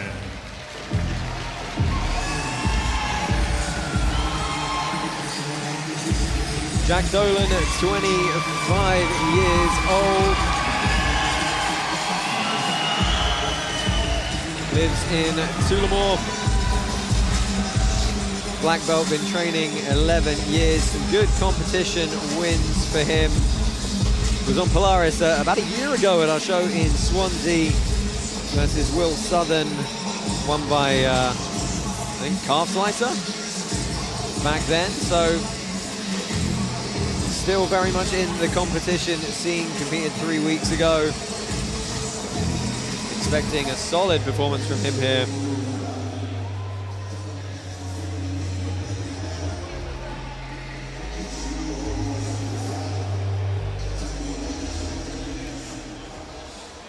Let's get the action started. Our next bout is in the middleweight division. Introducing first, fighting out of the blue corner. He stands 6 feet 1 inches tall, official weight 80.4 kilos, representing Rory Grappling Academy and Portugal Gold Team. From Ireland, Donnelly. And now let's welcome his opponent, fighting out of the red corner. He stands 5 feet 11 inches tall, official weight 80.2 kilos, representing Ire Grapple.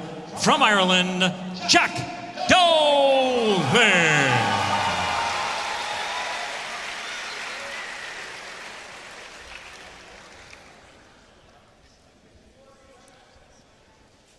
Remind me to file a complaint with production that both these gentlemen are wearing identical kits.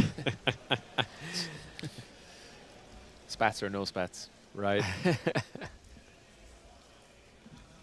Very different demeanor, you have to say, from both of them coming out. A lot more high energy for Dolan as he's playing from bottom position here. Nick's starting off very calm. I know he's done a bit of training over at B Team, so he'll be used to that high energy, in-your-face type game.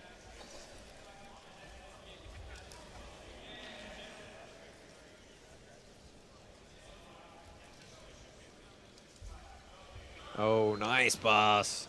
Not quite able to complete, but really just wheeled his opponent round there.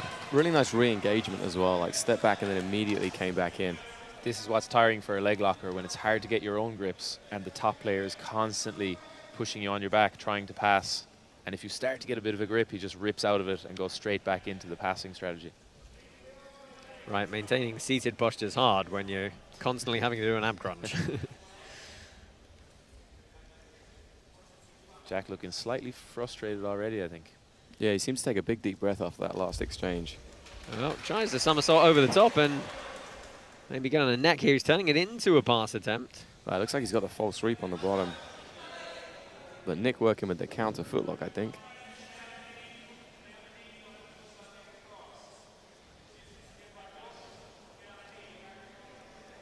Possible calf slicer here.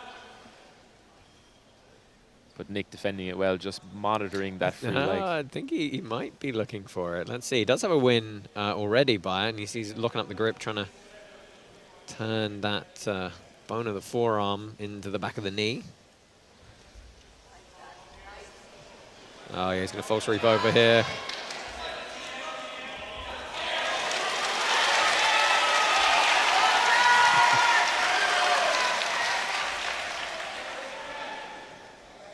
Good defense from Nick. Getting out of that first leg entanglement is such a big one, because you know you can do it again. It kind of takes away that fear factor of getting caught in an early leg lock. Yeah, Dolan said he knew the opponent would show up for the moment for a match like this. So I don't think he was expecting an easy match by any means.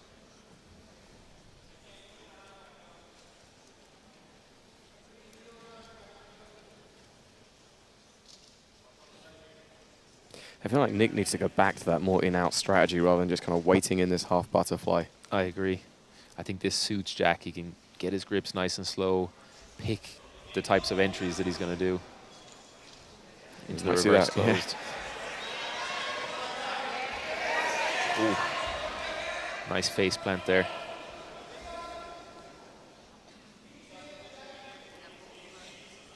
Into the 50-50. Nick looks very experienced with defending the leg locks, though. You could see earlier on just monitoring the right leg, turning out when he had the opportunity. Yeah, he's trying to get a straight foot lock here, and he's tied up the other leg well. Kicks out, immediately re-enters, trying to go double unders here. Yeah, again, really nice timing on that re-entry to get under the hips as well. That's when the guard players and the leg locks are most susceptible. As soon as you rip out of one of their attacks, go straight in on the pass straight away. Yeah, he's in a good position. Yeah, mixed up into an over-under pass. He's got good head and arm control here.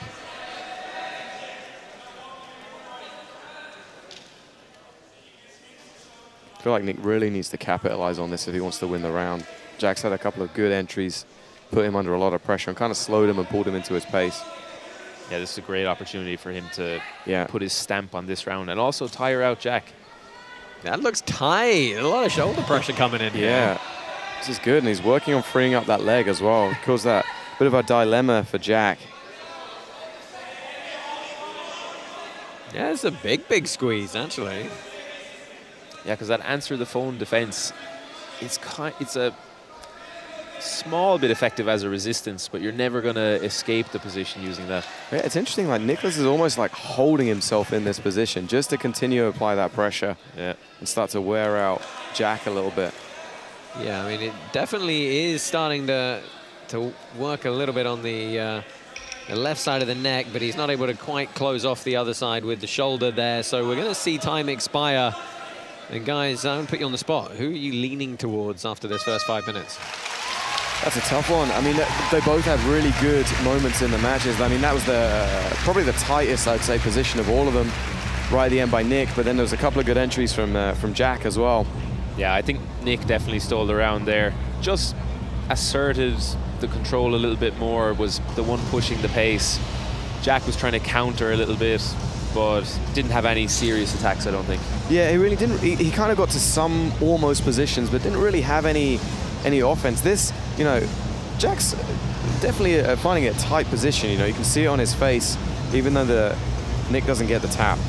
Yeah, and as you mentioned, it was by far and away the position that had the most effective control. Winner of round number one, in the blue corner, Nicholas Donnelly. And the judges do agree. They give the first period to Nick Donnelly.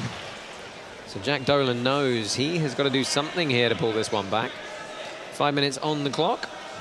And Nick spent the round break as well, just sat in the middle of the mat, staring down Jaque in his corner. A little bit of psychological warfare, right?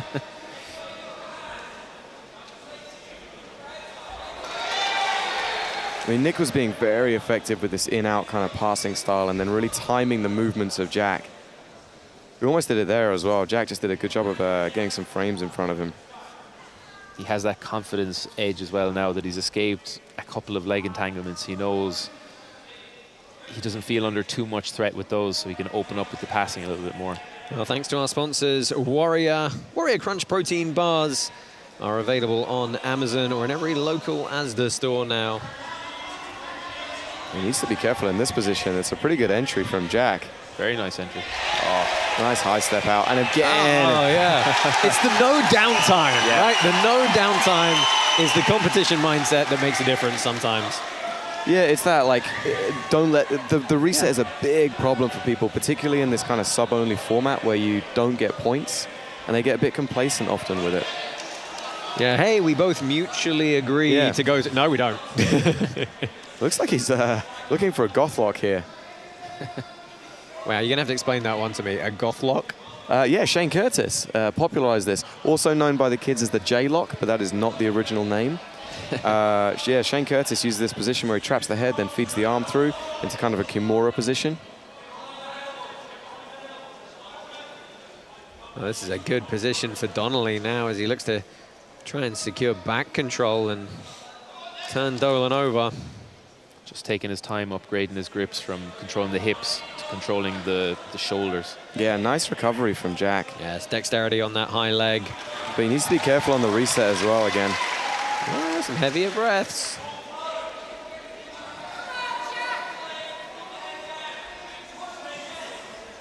I always wonder what the goal is here from the seated guard. Oh, great pass from Donnelly. Hops over the top. Great timing. Gets the first hook as well.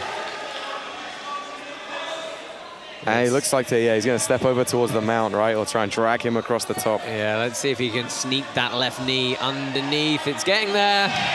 Oh, he's got the like very low body triangle. He's a bit too low down on the back to be super effective. Needs to use the forearms to push him down towards the hips. Now it looks like he's going to get it. Oh, no. Yeah, I think he's still going to look to come up towards the mount. Oh, maybe trap an arm in the process. Let's see. Oh, but needs to defend his legs now. And this is a deep bite for Dolan, and they're rolling. Oh, good clearance, though. Did enough in the scramble to create the space. Yeah, it looked like as Jaque went to switch his grips, Nicholas just got the space. But again, Jaque feeding towards that false read. Just great discipline from Nick. Knows where he's in danger. Yeah, let's see if he re-enters it. Oh, now he is going to take a beat. But this time, Jaque's there. Nice big heavy sprawl. Problem is knee running isn't particularly fast. Yeah. That urgency defending the leg locks is such a bonus to have. When you feel in danger, you have to get out straight away. Definitely taking some of the steam out of Dolan here. Got high though. Nice little escape from Jaque. And now putting Nicholas under a bit of pressure here. They clawed back to a half guard. He's got this left arm weirdly isolated now. 1 minute left though, can he capitalize on this? Yeah, I think he tried to go to the leg again. Yeah, he should have stayed upper body, right? Just we've seen Nick defend 5 to 10 leg locks this match. Yeah, Nick Donnelly again scrambling to the back here. Both guys taking some very deep, heavy breaths. It's been a grueling pace to this one. Final 30 seconds. Nice recovery, and Nick's going to look to jump over that leg again. You see he's controlling the wrist of the left hand of Jaque. Big stack pass, flips him over. Gonna sprawl on this front head and arm control again. Final 10 seconds. I think his corner's urging him for one kind of big attack just to finish off the round, which I agree. Like, put a statement on the end of it. He tried. And Donnelly knows he's fired up for what is almost certainly going to be the win here. Yeah, I mean, he needs to wait for the decision before he gets too excited. I think we can be fairly sure, though. Well, you never know. No, I'm not giving it on that one. I got to say, though, you got to love the difference in his demeanor walking out and at the start of the match to now. It's like, oh, suddenly I saved it for the match, you know? Yeah. Use it when it's important. Yeah, like you guys kind of said a few times, right? The timing of the tempo change and understanding when to engage was a differentiating factor for him there. Definitely. And he was using his grips as soon as he got them, because those grips get worse the longer you hold onto them. Any type of grip, scoop the leg, grip the arm, use it straight away, it's more effective. Ladies and gentlemen, we go to the judges' scorecards, and they see it for your winner. In the blue corner, Nicholas Donnelly.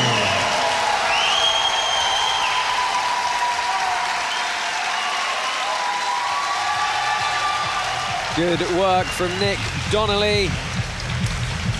Still not even halfway through the prelims here. Some big matchups coming up next, though. And don't forget, a little bit later, we are moving on to flow grappling for our live main card. It's squads, Team BJJ Stars taking on Team Polaris, alongside a super fight from Helena Crevar and Amanda Pamela Nicole. Lots more action still to come. Stay with us.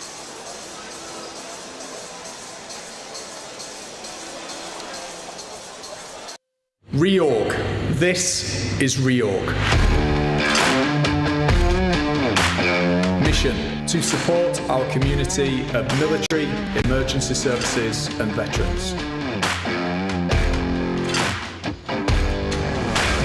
Programs: through a 60-day and 365-day fully funded Jiu-Jitsu program.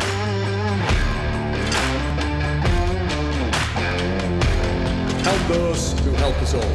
Support the Reorg mission today.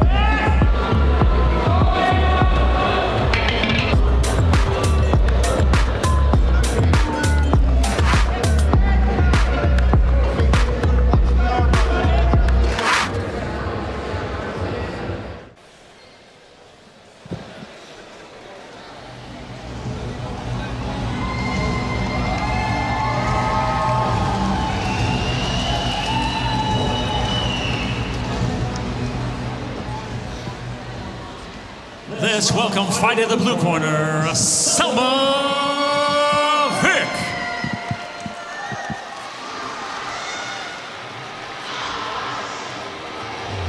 Familiar face to Polaris viewers is Selma Vick. The Norwegian has appeared 3 times on the promotion before. A couple of super fights and of course competed for the women's Team Europe squads as well. We last saw her in January against Adele Fornerino.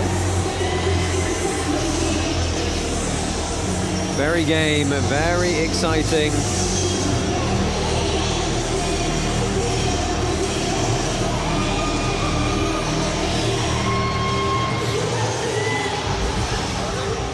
And now let's welcome fight in the red corner, Jaque Almeida.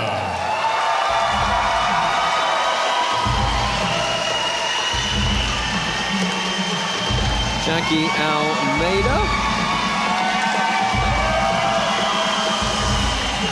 35 years old. First time here on Polaris for her.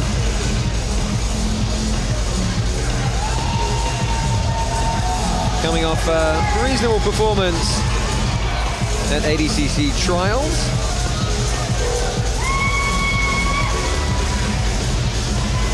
She's got some good medals at Europeans and Worlds Nogi at brown belt as well. Let's see the action started. Our next bout is in the featherweight division. Introducing first, fighting out of the blue corner. She stands 5 feet 6 inches tall, official weight 65.5 kilos. Representing Team Trondheim BJJ and Frontline Academy. From Norway, Selma Vick. And now let's welcome her opponent fighting out of the red corner. She stands 5 feet 5 inches tall, official weight 65.2 kilos. Representing Mangan BJJ. From Ireland, Jaque Almeida.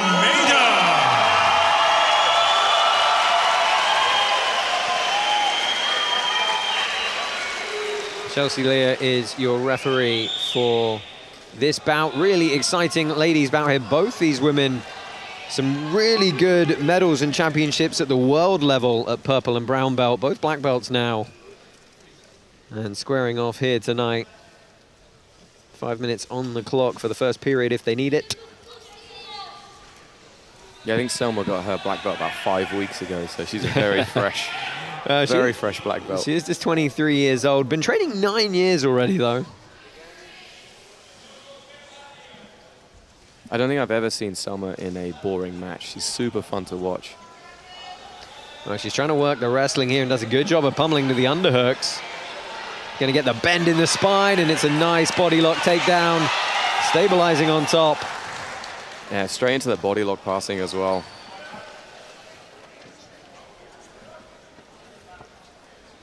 Let's see, will she keep this grip and start passing now?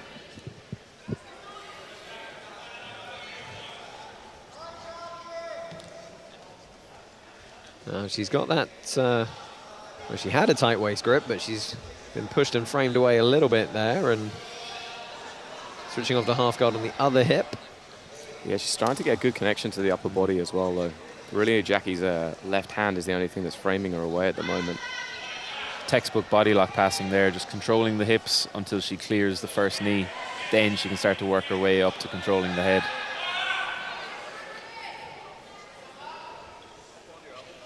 Almeida keeps trying to inch her way away.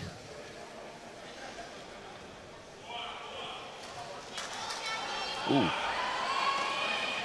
Yeah, nice job of using that leg just to kind of force Selma to react and recover her guard a little bit more. We saw Selma in like an absolute battle with Zara de Tofano. I think it was like 1 round apiece and it went into the overtime. It was a really great fight. Yeah, she picked up the win there in her Polaris debut. Yeah, she's in a good passing position here. It's a big knee cut. The question is, can she win the underhook or the head control? And she's got the underhook. Yeah, even with her head on that near side, she can still pass pretty effectively. It looks like she has double unders, so she could pass straight over to mount as well from here. Yeah, Almeida let that left arm get slightly out of position. And Vic's trying to hop around on top, straight to the back. This could be done. Yeah, the ref's going to let it go for a moment. Oh, and what an unfortunate position to have to stop the action in. And what do you do for the restart here? Well, I presume they're going to restart in the back because it was a relatively static position. Right, it's just a question of the grip up top. Don't start with the choke. I'm pretty sure she didn't have the body triangle either. But yeah. Well, that's that's a competition experience thing, though, right? Like, you take what you can get and you wait for your opponent to protest it. She's starting in the full rear naked choke. I felt it was perhaps a little bit more across the jaw. Yeah, this seems a bit unfair. But I mean, time is going to keep going. Jaque didn't complain about the position. True, to be fair. she did not. She's very tough. She's obviously confident in her defense. Oh, this could be done, and that's it. Selma Vic, a quick first round rear naked choke submission for her. Those restarts are always tough to get right. Yeah.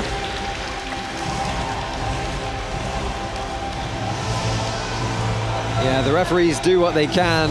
It's up to the athletes to ensure they secure the best starting position they can. Look at the replay here. Let's see if we get the scramble to the back. I mean, she did pretty much have the choke locked at the same time. Let's have a look. So we had crossed ankles. Oh, they're gonna. She had crossed ankles. Okay. I don't think she had the body triangle, but at the same time, I do like to see the restarts because it's a bit of a safety issue and a bit silly when you have people rolling outside the mat. We've got some mats down, but you know, let's be realistic here. Ladies and gentlemen, your winner by tap out due to a rear naked choke, Selma. And a substantial cut, it looks like, under the neck of Jaque Almeida at the end of that bout. I wonder how that happened. Probably a clash of heads or violent seatbelt. Right. Well, Selma Vic, good performance as always. As you said, Mr. Barlow, rarely in a boring one.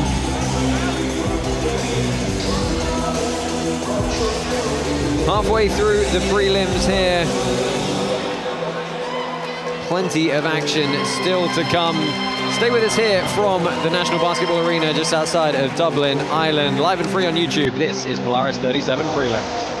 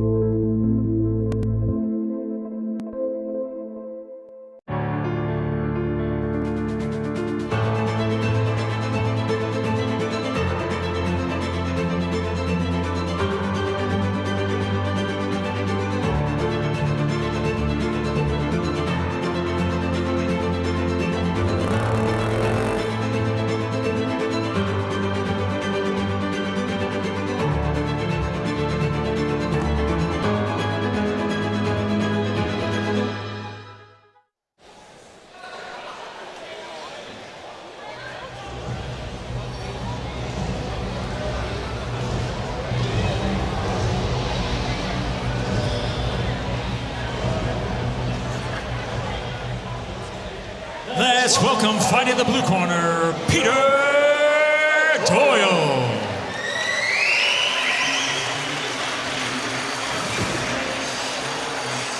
Oh, we got a gi match for you here at the halfway point of the prelims. Our two black belt masters competitors. 17 years training for Peter Doyle.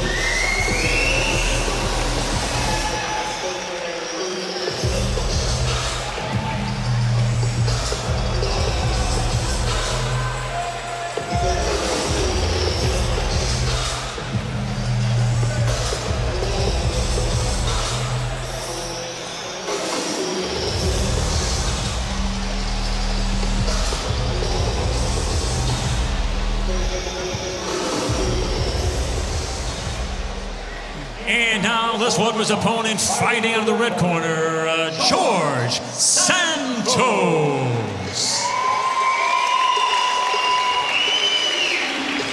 Jorge Santos, originally from Brazil, splits his time now between Dublin and Dubai. Been training 25 years, head coach of Jorge Santos BJJ. These two guys very familiar with each other. They've had a few matches before, they told me, and I think they both won, lost and drawn along the way. So just adding to the continual, hopefully friendly rivalry.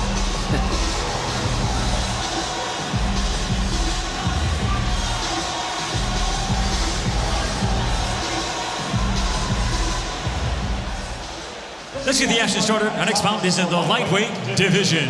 Introducing first, fighting out of the blue corner. He stands 5 feet 8 inches tall, official weight 73.4 kilos. Representing Team Rhino from Ireland, Peter Doyle. And now let's welcome his opponents fighting out of the red corner. He stands 5 feet 7 inches tall, official weight 74.3 kilos. Representing JSBJJ from Ireland, Jorge Santos.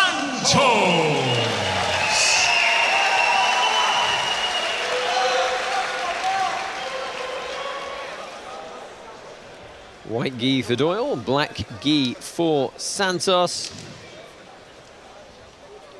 Now this fight is brought to you by Venom, the biggest brand in combat sports. Love to see a gi match on Polaris. I was just going to say, Tom is the biggest proponent of adding gi fights in here to the more common no-gi format. It's just as fun. More options. More options, yeah. More things to hold. More options, less movement. Well, and a little bit of a stand-up from the butterfly guard for Santos here. Both guys' hips well back. And a big pull underneath from the Brazilian. So, yeah, I thought it would come up on top from that, and did. They're both obviously familiar with each other's games. They've competed against each other so many times before. Oh, nice little jump over cartwheel. But excellent recover as well from Peter, using those hips and just creating the space. Yeah, 45 and 48 years old, these two competitors. Some nice movement to start the match as well. Yeah. Yeah, looking to pass through the hips there. Yeah, George has done a great job of just getting in front of that knee line, or I think Peter's now recovered it. Tries to shoot the triangle.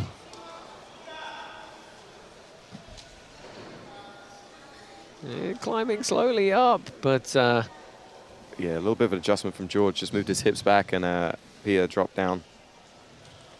It's a very, very big cuff grip for Doyle here. Not wanting to let that go. George is someone that competes a lot and competes against younger competitors a lot as well.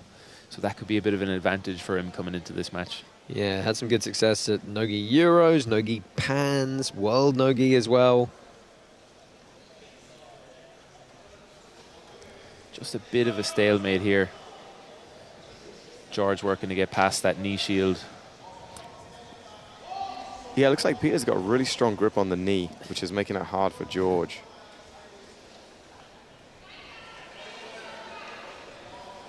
That's the big difference I find, gi versus no-gi. You have to undo all the grips and then start to progress yourself, as opposed to no-gi, it's a bit more counter versus counter versus counter. Yeah, there's definitely an element that you have to make the grip useless. That can be undoing it, or it can be changing the angle a bit. Well, Doyle's refused to give up this cross-collar grip with his left hand. Yeah, that was a very nice pass from George. Just stepped out and then shut down the hips.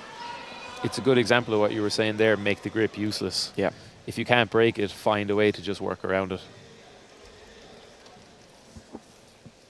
All right, settled in a very solid side control here. Touch under 2 minutes left. He's got a grip on the far side lapel here. I wonder, does he want to feed this and start to set up some cross-collar style chokes? Yeah, I would have thought they would have start feeding towards the Bravo grip. You can see him kind of sneaking it up underneath the elbow. The only issue is Peter's hand is still kind of quite low down, so he's not going to get a great grip on the lapel. And Peter's also doing a great job of just staying compact underneath and keeping this near side frame in place too. You can tell he looks very isometrically strong on the bottom, even with the frames. Yeah.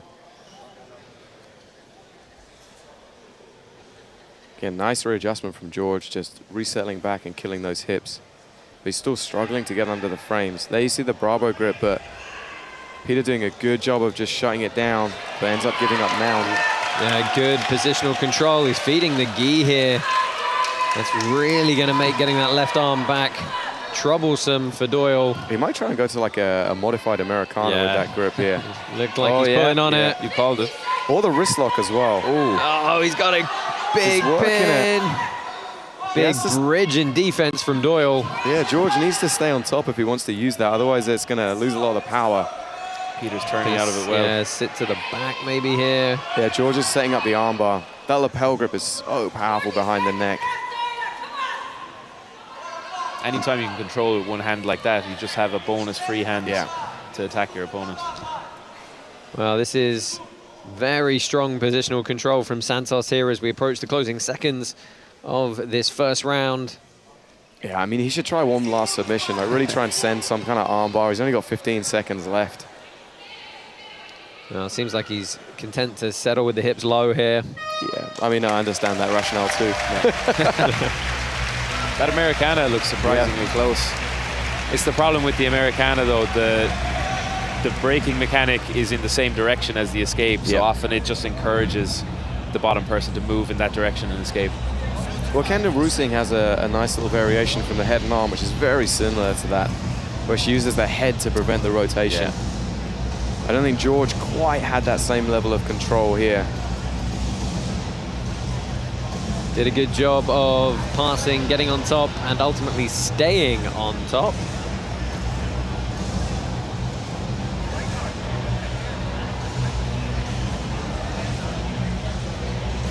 Winner of round number 1 in the red corner, Jorge Santos.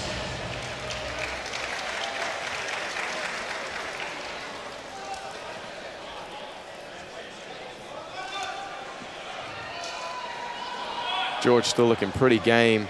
Yeah, goes to pull underneath again. Yeah, this time he didn't get both legs underneath like he did last time. Easily knocked him down. Yeah, and straight into a half guard here. Yeah, good hip work, trying to work his way around the knee. Yeah, he's doing a nice job of kind of switching between kind of the long step position into the knee slide. And that left grip is really saving him from Peter being able to sit up and kind of go to the single leg. And we saw that dynamic like cartwheel last time, right? Which we might see George try and do again. He's in a similar position. Yeah, I think so. You can see when he puts his weight more onto his hands, it frees up his legs to start jumping out of the guard. Yeah, again, he's shutting down the knee shield of Peter's quite effectively. If he can get the hips flat, it would take away the line that Peter has to work with that. And then that lapel as well is a nice counter to Peter's underhook. Yeah, that was a good recovery from Peter. Getting both feet back up on the hips. But again, George trying to step over.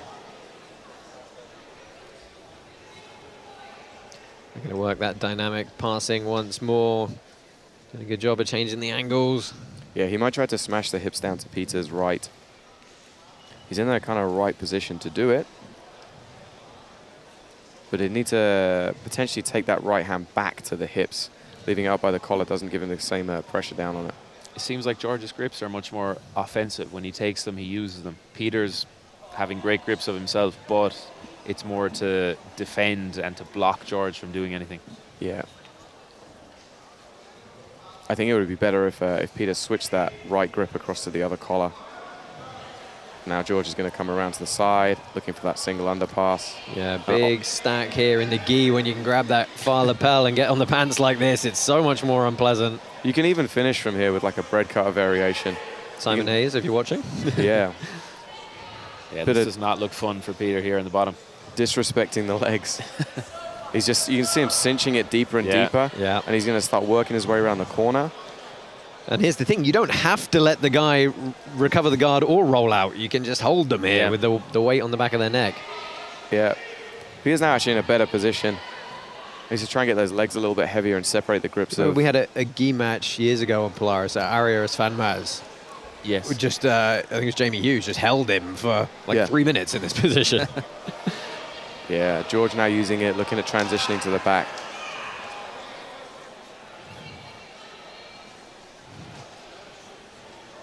It can be hard to set up the seatbelt here. There's just so much friction and things in the way. Yeah, well, you can create modified seatbelts. Like if George has the right hand through to the far lapel, he can grip into the back of the collar with his, his left hand through. He can grip with the right hand to the collar and it acts exactly like a seatbelt. You see Mikey Mushimeshi do things like that quite frequently. And it means that the person's chest can't get away from you. There's so many creative things like that in the gi that haven't even been fully discovered yet, I'd say. Yeah, I mean, it's kind of cool. You see a lot of the transition now. Like almost the no-gi guys, I feel, are reinventing spider guard.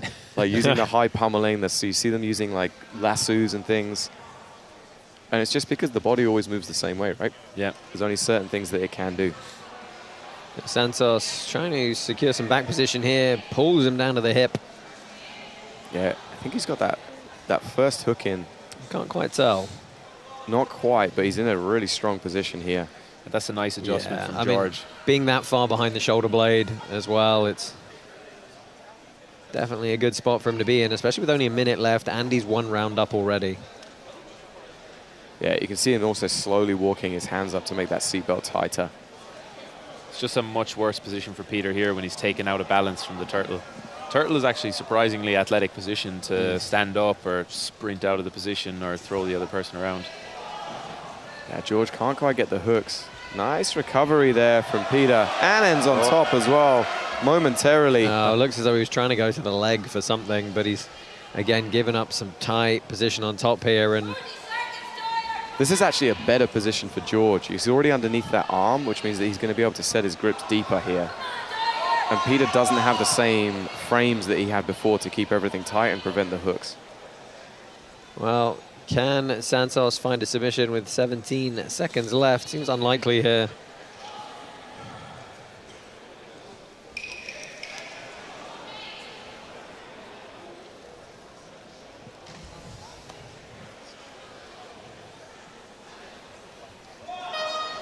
And that's going to do it in this Masters gi match.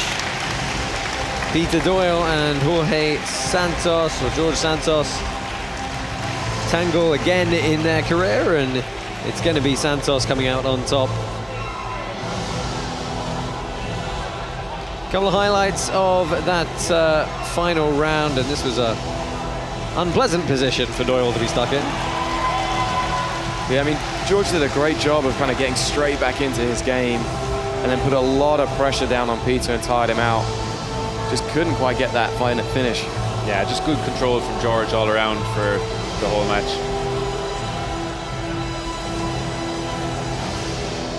Ladies and gentlemen, we go to the judges' scorecards, and they see it for your winner, George Santos.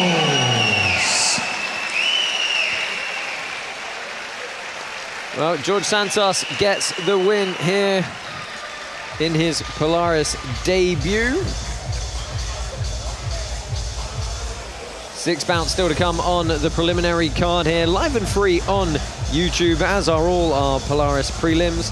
Heading over to Flow Grappling exclusively a little bit later, 7:30 p.m. local time, 2:30 p.m. Eastern over in the US. Lots to look forward to with our squads format. Team BJJ Stars taking on Team Polaris, and our ladies title bout featuring Helena Crevar.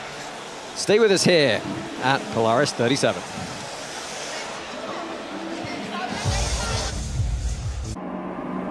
If you awaken from this illusion and you understand that black implies white, self implies other,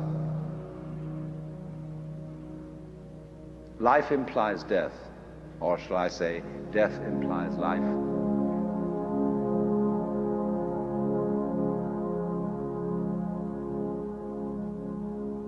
You can feel yourself.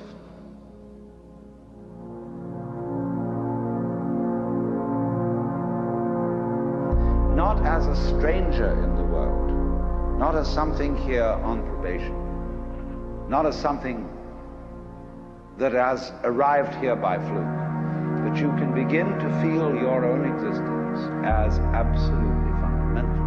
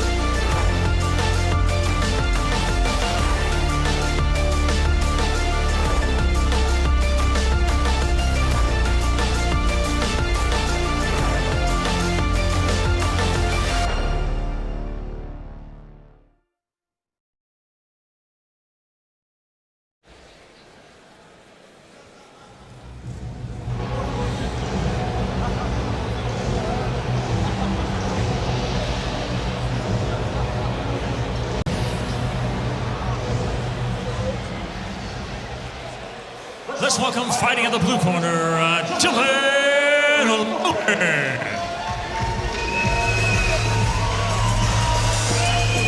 Dylan Logan, 30 years old, originally from Dublin, but representing Kildare. Been training for over a decade now.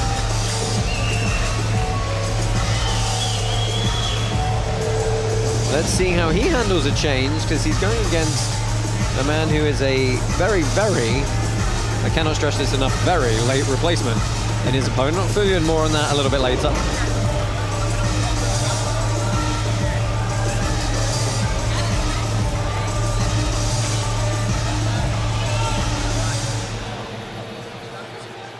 And now let's welcome fighting at the red corner, Luca Pratelli.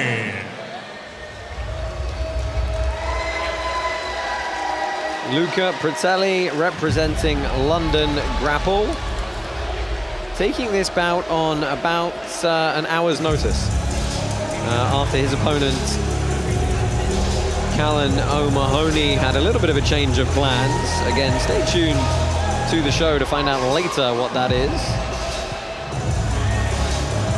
We'll go ahead and check out the news on Flow Grappling. Don't know a whole lot about him except to say that he's coming out of a very good gym in London Grapple run by Ross Nichols.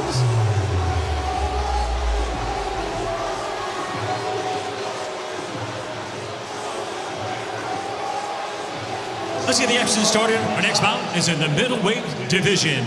Introducing first, fighting out of the blue corner. He stands 6 feet tall, official weight 78 kilos, representing Sildara MMA from Ireland, Dylan Logan. And let's welcome his opponent, fighting out of the red corner. He stands 5 feet 11 inches tall, official weight 76 kilos, representing London Grapple from Brazil, Luca Pratelli.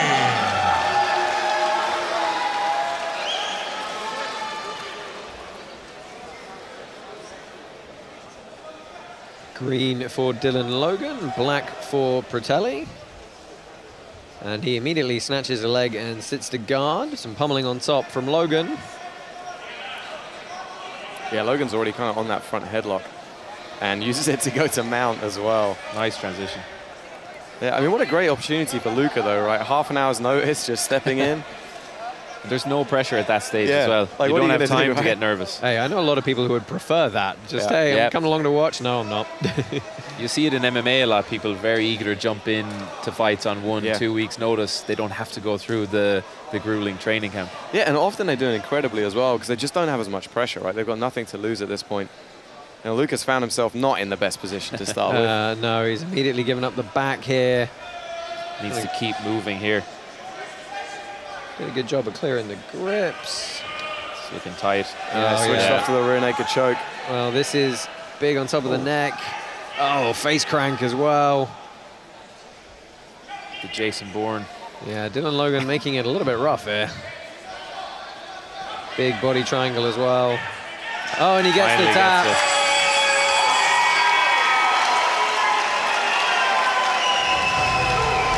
Just overwhelmed Luca with the hand fighting there early on. But that body triangle as well, it really lets you open up with the hand fighting.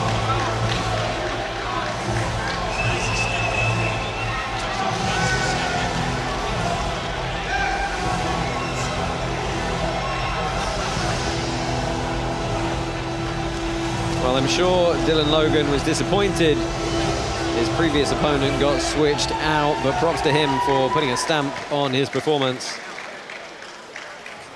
Ladies and gentlemen, your winner by tap out due to a rear naked choke, Dylan Logan.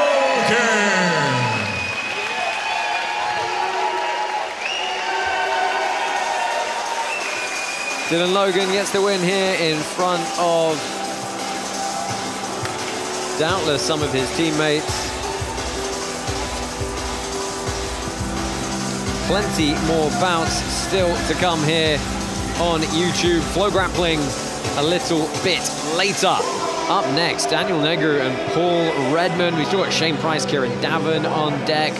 Christian Ozbek's coming up, Marcin Machulowicz, Marcus Phelan, Gianluca Maltese. These prelims are about to get real exciting. Stay with us here for more action from Polaris 37.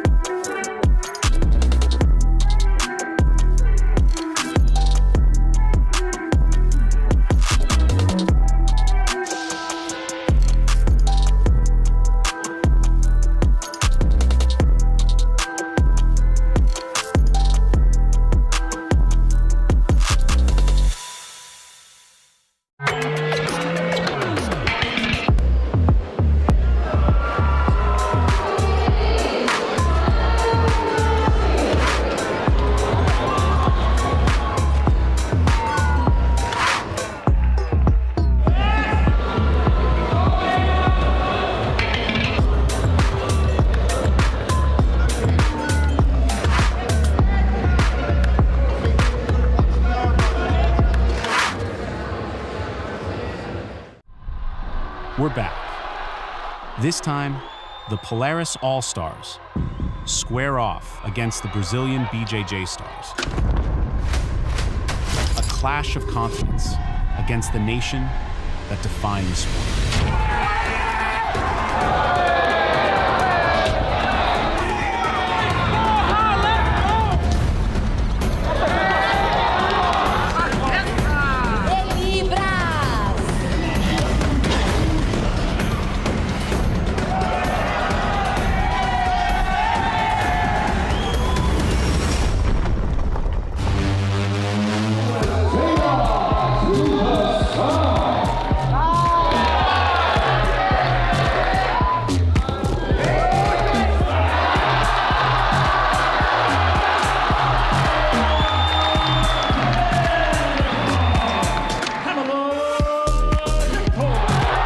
World's most exciting format and the world's most exciting athletes land in Dublin, June 6th, live on Flow Grappling.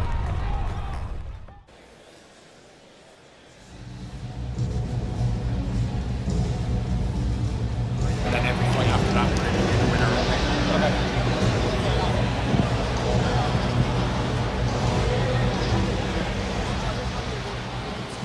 okay. Let's welcome fighting in the blue corner, Daniel Negru.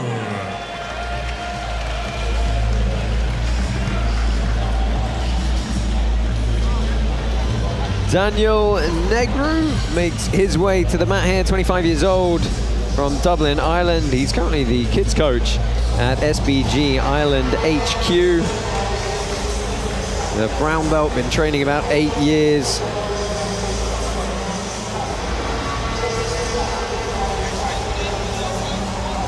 He said this is a good, highly experienced opponent, but he doesn't think he's as technical as him. Which is an interesting choice of words.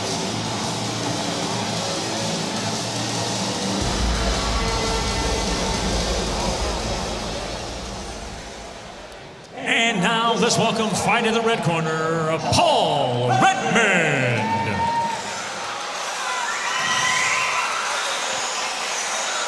Paul Redmond, one of the more experienced competitors in all realms of combat sports, long-time MMA fighter. Now giving it a good crack in the grappling scene. Does a lot of commentary as well for Cage Warriors, promotion he used to fight for, and I commentated a lot of Paul's bouts over the years. Went through a stretch of having a really mean toe hold in his MMA career.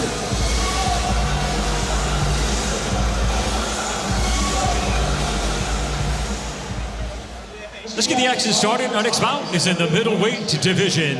Introducing first, fighting out of the blue corner. He stands 6 feet 2 inches tall. Official weight 82.4 kilos. Representing SBG Ireland HQ. From Ireland, Daniel Negru. And now let's welcome his opponent, fighting out of the red corner. He stands 5 feet 10 inches tall. Official weight 83.2 kilos. Representing Team Rhino. From Ireland, Paul Redmond.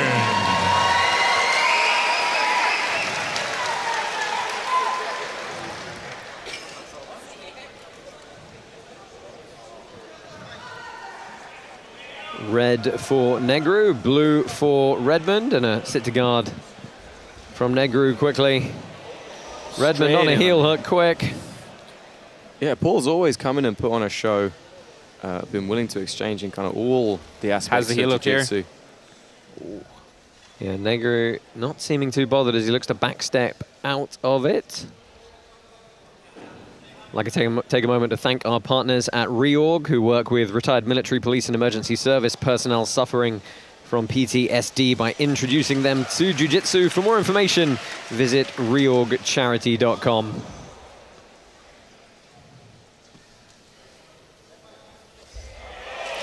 Oh, and Negru gets a good roll to the back here. Redmond's going to have some defense to do, and he's unfortunately got a body triangle in less than a minute. Lovely back take attempt there. Yeah, it's beautiful. Looks like he's already fishing the arm under the neck as well.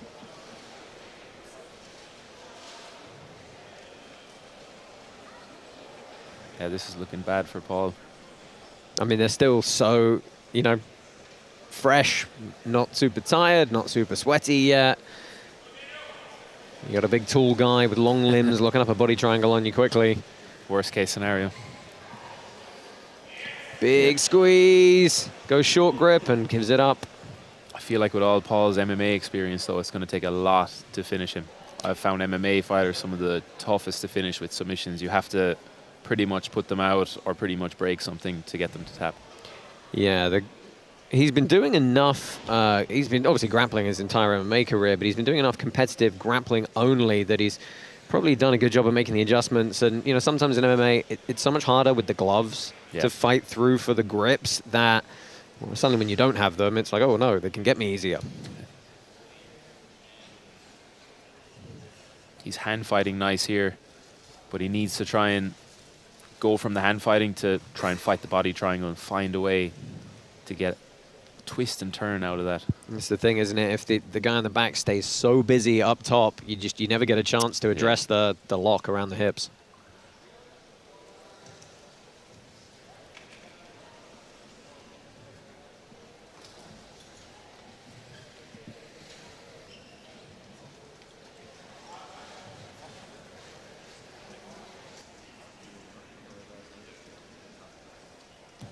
Surprising lack of leg work from Paul here. Yeah, that's what I was wondering, why he's not rotating the hips, changing the angle of his hips. He's just kind of quite content to stay here. Just focused on surviving more than anything. Yeah, like we want to create that kind of dilemma for Daniel where he has to fight the hands, both control the hips as well. Exactly. It's all too comfortable for him at the moment. Yeah, it looks like Paul's almost like trying to pull the arm over the shoulder to keep him pinned so he can then rotate his hips free. But Daniel's doing a great job, as you said, of hand fighting.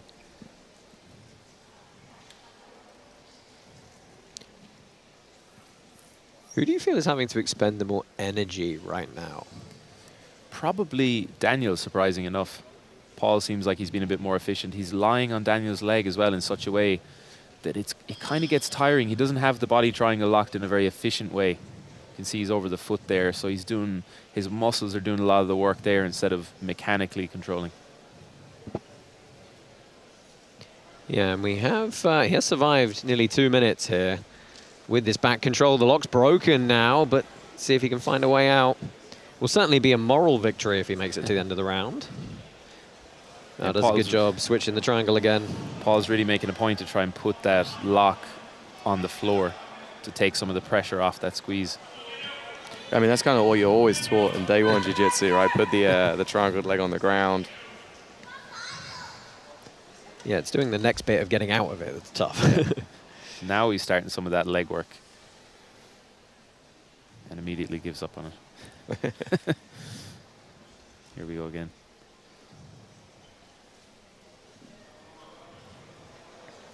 Daniel has to decide then, does he want to keep the body triangle and try and hand fight for the finish or go to trap the arm? Oh, and our referee has had enough of that position and has stood them back up. Surprising. Yeah. Interesting. I mean, there was a very dominant position. Oh, Redmond hopping for a knee bar entry. Then trying to get into a leg. He's got to watch the back take again here. He's committed to this leg attack, and there's only a few seconds left, so it's probably quite tactical. Trying to get heel exposure now. He's not going to have enough time.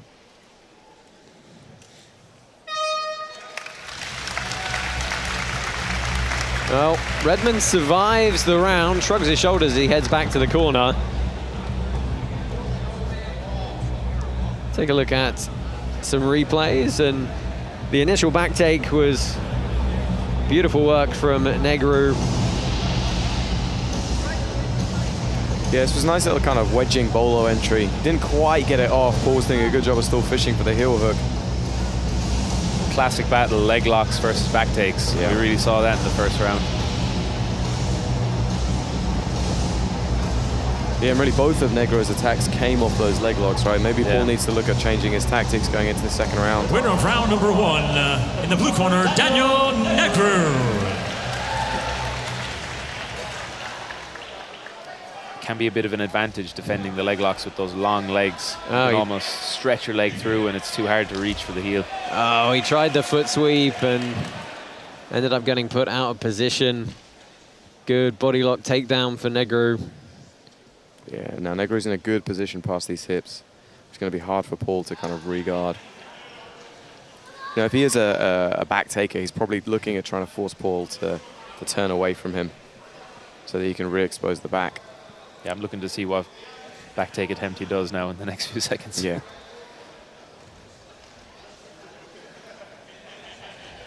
Well, he's basically walking through Paul's guard at the moment. Very calm on top. Yeah.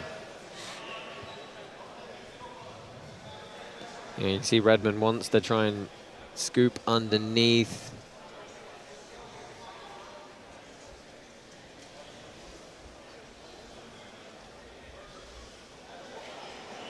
Good Gets attempt a here. small bite again. Ooh. He's going to have to watch the counter foot lock. Good counter attempt here if he can control the hips. Yeah, Paul looks like he's trying to go back on the leg. Has as the well. heel. This is going to come on very fast. Yeah, that knee is... Oh, the knee is just out. Wow, good composure from Paul there. I think both guys staying very nice and calm as he goes back to the well on the foot again.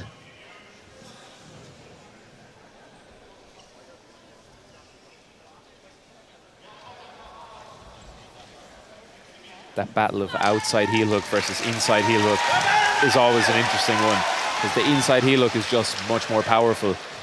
But if you can catch the outside heel hook quick in such a nice way, sometimes you can get away with it.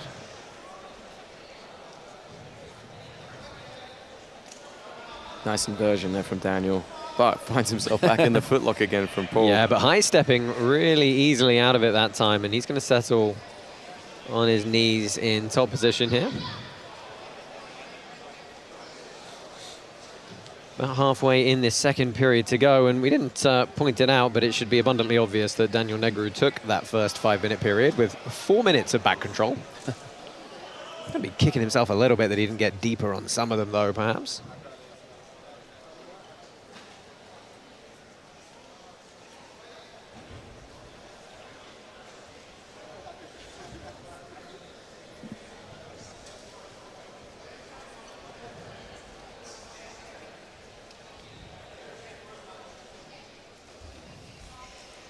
Almost disdainful passing here from Daniel on top, but really effectively denying Paul any good grips.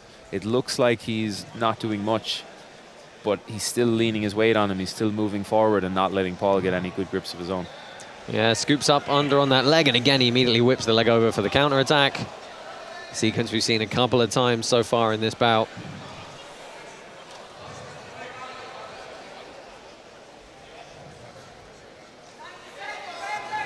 Oh, this rolling toe hold. Yeah, there's the toe hold. Oh. Yeah, he doesn't have great control over the knee yet. Wow, good attempt from Paul.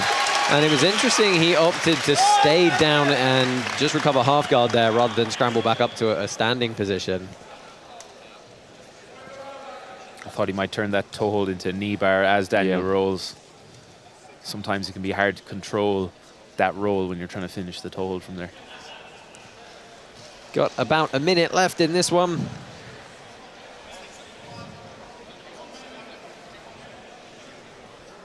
We haven't had a third period yet in any of our prelims tonight. We do, it's 2 rounds, and then if they happen to be drawn, but every decision so far tonight has been a majority through both rounds.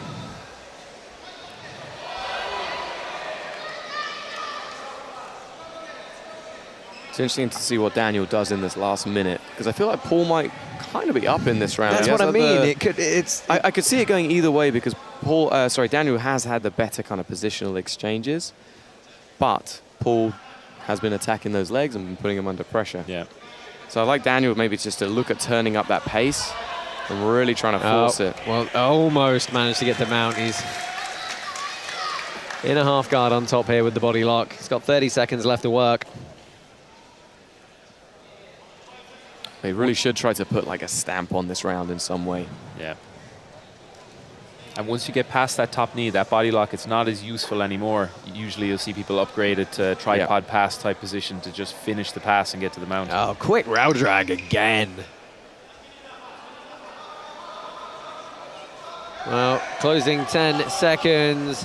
Redmond scrambles up, looks for the foot sweep again. But Daniel Negru, solid and composed throughout that one.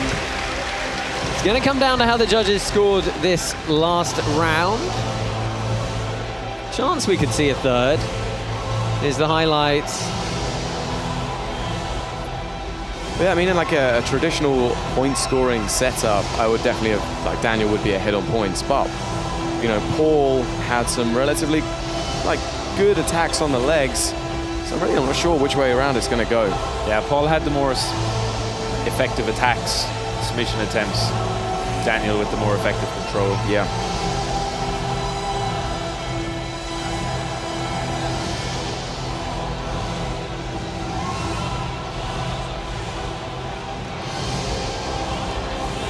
Ladies and gentlemen, we go to the judges' scorecards, and they see it for your winner, Daniel Negru. Well, Daniel Negru getting the nod in that second round as well.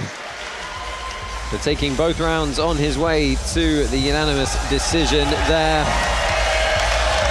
Oh, and he gets upgraded to his black belt with the win. He's been training 8 years, was a brown belt, now a black belt. Resounding applause from the audience here. Congratulations to him. Great moment for Daniel there after a good win.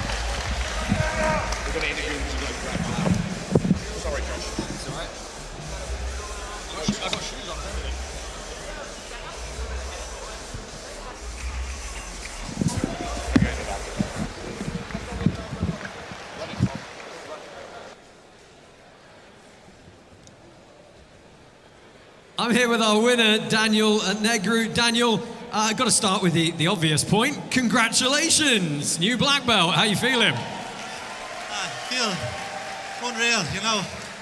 Put in a lot of work and just training hard, and just to win the match against someone like Paul Redmond, you know, black belt, the veteran, feel good, you know, and to get the black belt from my coaches, I'm over the moon, yeah. You stayed really composed throughout that whole bout. Talk me through the end of the first round. You had nearly 4 minutes of back control there. Were you surprised you couldn't put him away there? Yeah, no, like I knew he'd be tough. You know, he's hard to finish. He's experienced. You can't just squeeze on his chin and he's going to tap. He's not one of them. So I knew I'd get behind him, and I knew that I could control him for as long as I wanted to. So, like, you know, I would have loved to get the finish, but hopefully on the next one, that's the plan, you know, to finish everyone. You showed some great composure. You came on top. You had some good counter leg locks as well. What was the actual game plan coming into this one? The game plan was just to pull guard, attack the legs, sweep and get on top. I knew he would probably want to wrestle. He's got that background in judo and stuff, so even though I'm confident in my wrestling, I just didn't want to play his game. I wanted to play my game, so I think the game plan worked well. I think it was executed well. That's not only a credit to myself, but it's a credit to my training partners, my coaches, Narius, Mohammed, John, everyone, you know. So the amount of work that they put into me, it's only right that I come out here and show the work that we can do, you know. You're one of the kids coaches over at SBG HQ. I think the kids are going to be pretty pleased for you. Yeah, look, it's the dream job. I'm living the dream, you know, getting to coach the next generation. I started as a kid in SPG, now I'm coaching the kids, you know, so I love it just as much as I love competing, so, you know, I'm happy I can do this, you know, I'm happy. Well, congratulations to you. We'll let you go and celebrate your win. Your winner, Daniel Negru.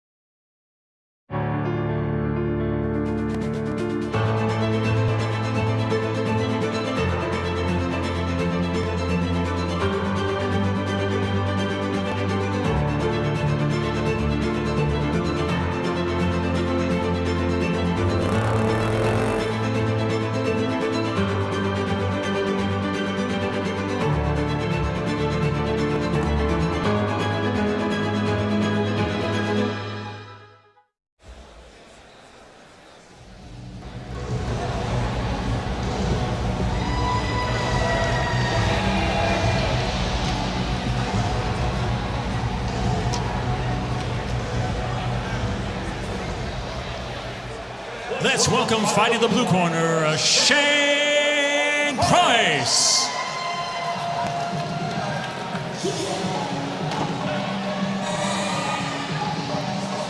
Shane Price first to the mat here. 39 years old, fresh 39 years old. It was his birthday yesterday. Seen him a few times here on Polaris before. Black belt in judo, black belt in jiu-jitsu, black belt in karate as well. Just a lifelong martial artist, staying competitive at all times. And he's got a fun scrap here.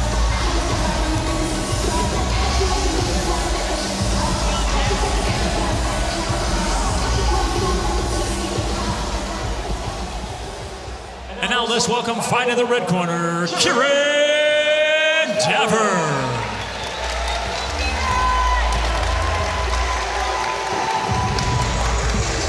Another long-time Polaris veteran, MMA veteran from this part of the world as well. Ciaran Daver, also 39 years old, now representing IR Grapple.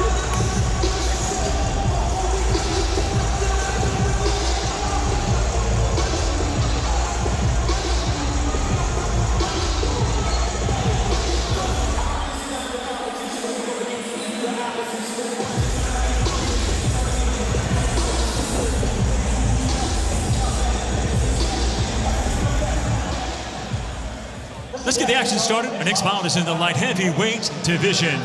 Introducing first, fighting out of the blue corner. He stands 5 feet 10 inches tall, official weight 89.2 kilos. Representing SPG Martial Arts from Wales, Shane Price.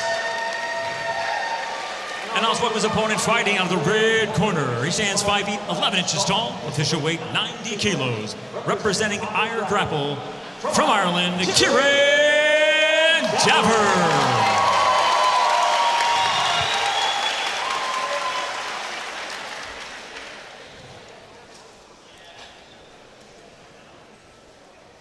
Shane Price with the leggings, Ciaran Daver without, and it's a quick guard pull from Daver here.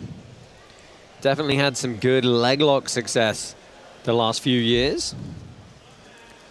Ciaran's got a very nice style for no-gi, body lock passing on top, good leg lock entries and finishes on the bottom. Price looks to vault over the top on the Kimura grip. Shane, in his previous matches, he's really shown that it's hard to do anything to him. I feel like he's shut down a lot of his other opponents, almost in a surprising way at times. Yeah, I mean, he's a bit of a tank, really. Yeah. Very, very strong, stocky guy. Maybe it's not surprising.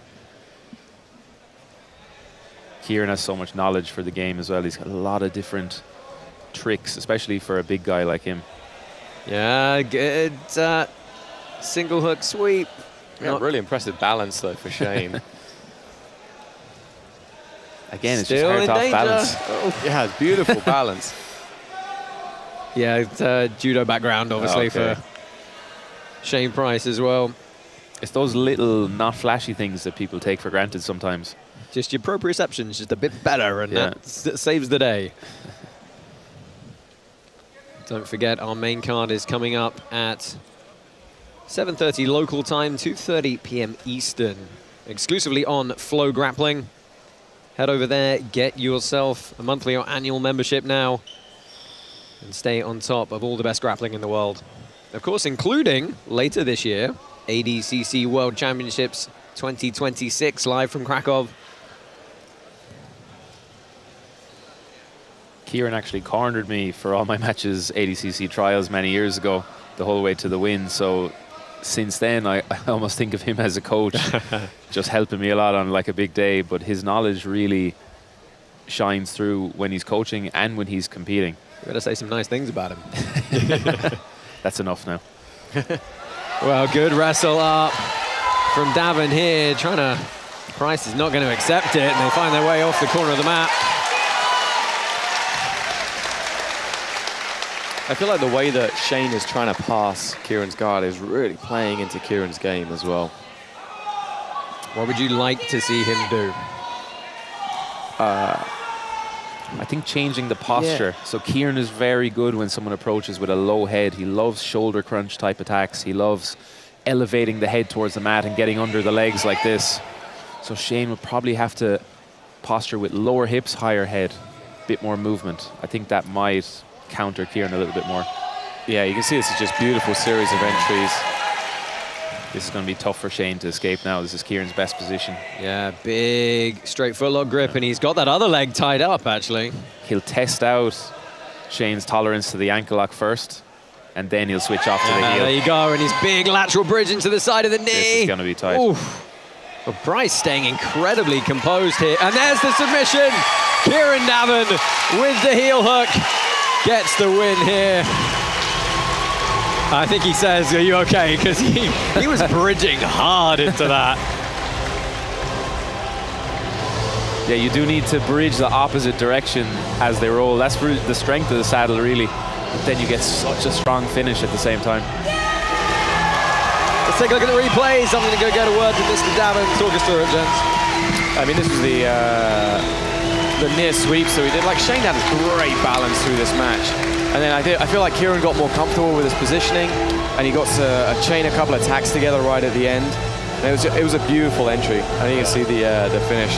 Lovely finish. But it all comes from that strong butterfly guard. He's able to off-balance really well with the butterfly guard, and then it leads into those attacks, getting under, sweeping, or finishing with the heel hook. Ladies and gentlemen, your winner by tap out due to an inside heel hook, Ciaran Davin.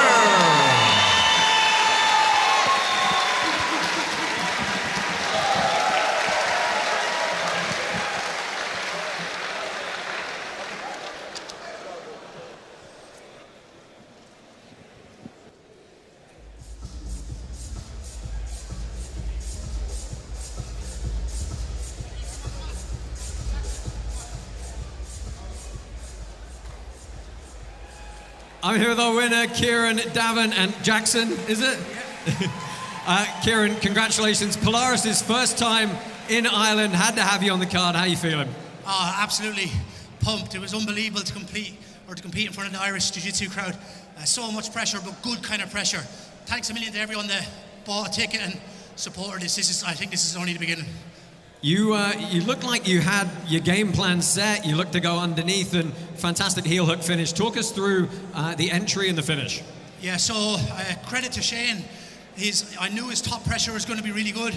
I had to not let him cook me, but at the same time I wanted to be active with my legs and try off balance him. And I just felt if I kept jabbing at him, something would happen. But that's the KD entry from Polaris 7.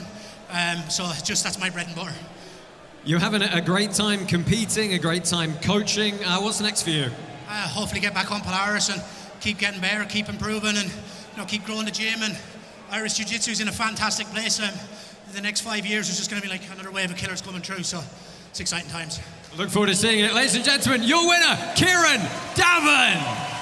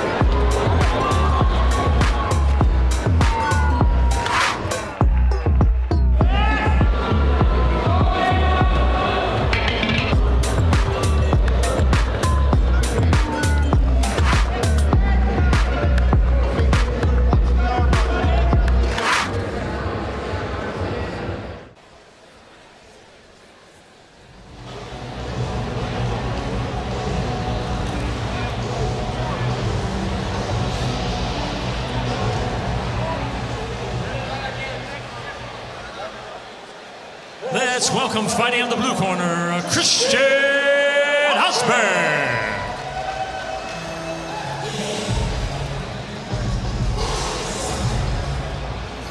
Good to have Christian Osberg back here with us at Polaris.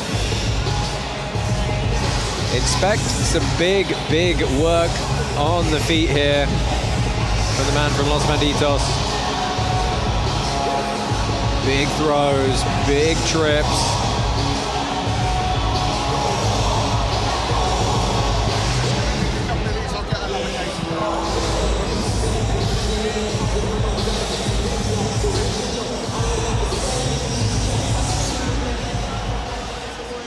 And now let's welcome fighting at the red corner, Mohamed Averyanov.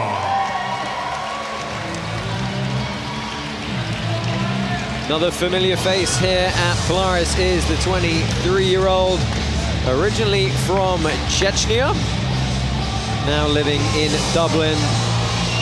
Black belt, been training for 11 years, currently representing SBG Ireland. Have seen him before on Polaris, of course, was a member of Team Asia and Oceania in our squad series.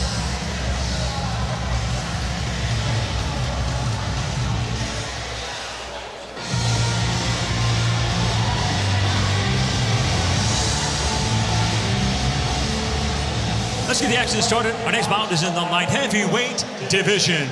Introducing first, fighting out of the blue corner. He stands 5 feet 10 inches tall, official weight 93.3 kilos. Representing Los Banditos from Greece, Christian Osberg.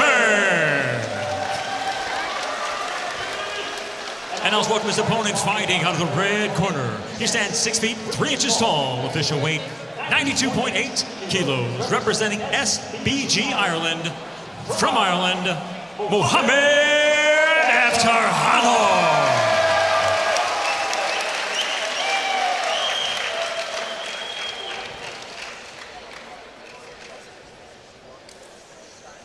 Blue and white for Osberg, black and gray for Averyanov. Let's see how this one plays out on the feet. Both guys very game to wrestle. Mo has this really interesting style where he just seems to pull people into his pace. And he's like this, like we were talking about, that kind of slow glacial pace, but it's super effective. Well, it's a pretty easy completion for him on the first double of the night. One little feint and then he was in, and Osberg's trying to turn him over with this kind of half 100% grip. Yeah, I know Christian's been working a lot on his like leg locking game and has had some success with that as well, even in like the ADCC trials and stuff. That's a tight, tight grip, and the head position comes free for Averyanov. Well, couldn't have asked for a better way for him to start this bout. He's doing a really nice job of shutting down the hips with his right knee as well, forcing Christian to kind of look away from him. You already see he's turning it into a slow technical match, the way you were saying. Yeah. It's such an advantage to be able to control the pace of the other person and make everything comfortable for yourself.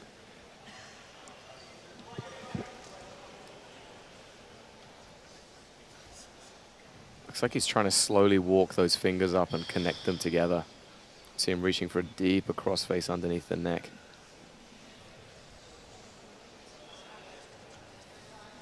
No big explosions yet from Osberg in defense. I think he's conscious not to give up that underhook on the far side, because then Mohamed will start mounting him, getting the arms over the head, and things will get very bad.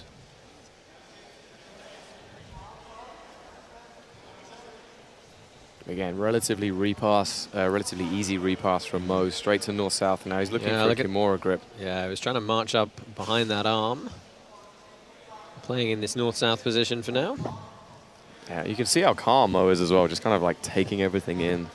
He's almost letting Christian move a little bit so that he has more openings for attack. Sometimes it can be difficult to actually get an attack going when the person on bottom is just trying to keep everything tight. I mean, hey, if you can hold someone down for a long period of the round without having to really expend much energy to do so, you got to be pretty happy with that result. But Mo's always making like little continuous adjustments. You can kind of see it here. He's not static in his positioning, but he is not moving fast either, you know. It's tiring for Christian. Yeah.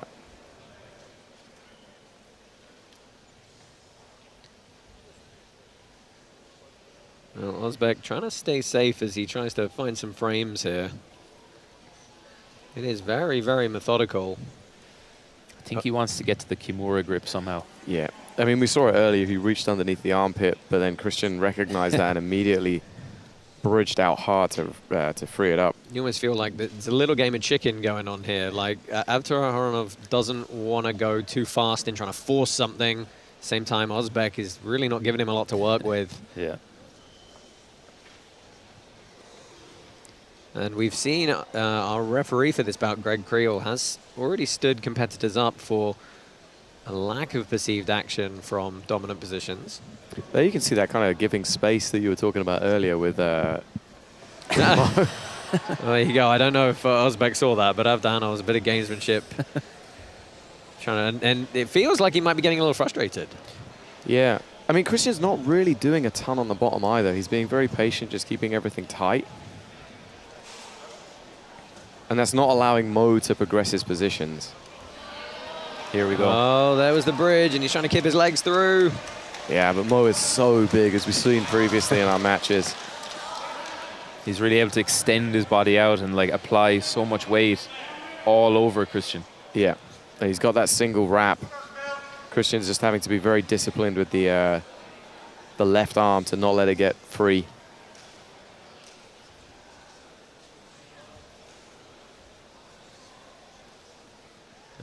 see if he can get behind that arm now. Not able to.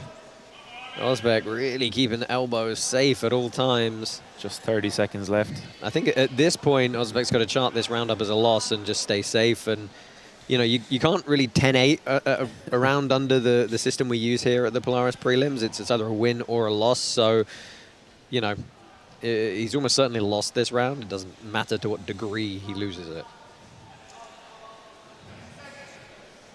Mohamed's making Christian use his arms a lot, though. A lot of pushing. He's controlling the hips, but giving him a little bit of space to use his arms to push. But then you end up just burning so much energy for no reason. So a methodical, should we call it, first 5 minutes here in this bout. Let's take a look at some of the replays. Really just, well, we're not going to get the takedown at the start. This was kind of the gamesmanship. And you thought going knee on belly for a second would force something. It did end him with the mount, of course. So, I mean, look, takedown, pass, mount. You can't really ask for much more.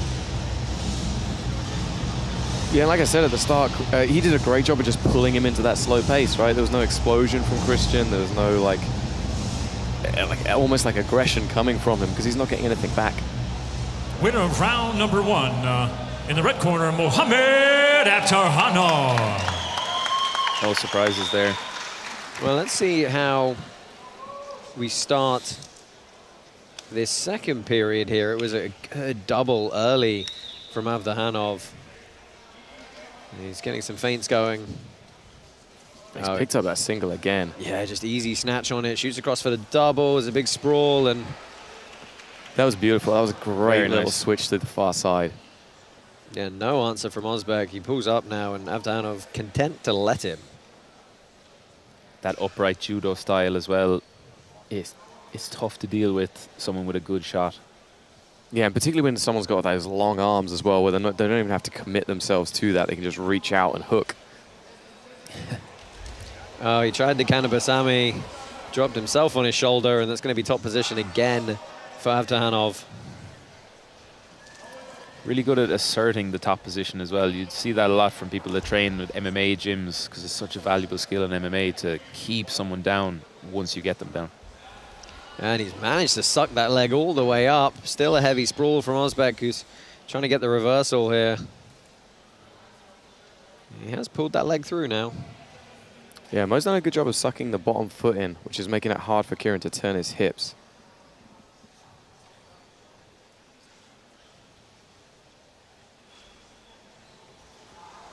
Oh, gets the bridge over. This is better for Mo now. He has both legs controlled. Yeah, but now Christian dives in on the leg. Let's see, can he keep the knee line? He cannot. He tries to come up on top, and Averyanov straight back to his feet. There's good timing on the shot. And again, snatches that leg through, sits him down to the hip.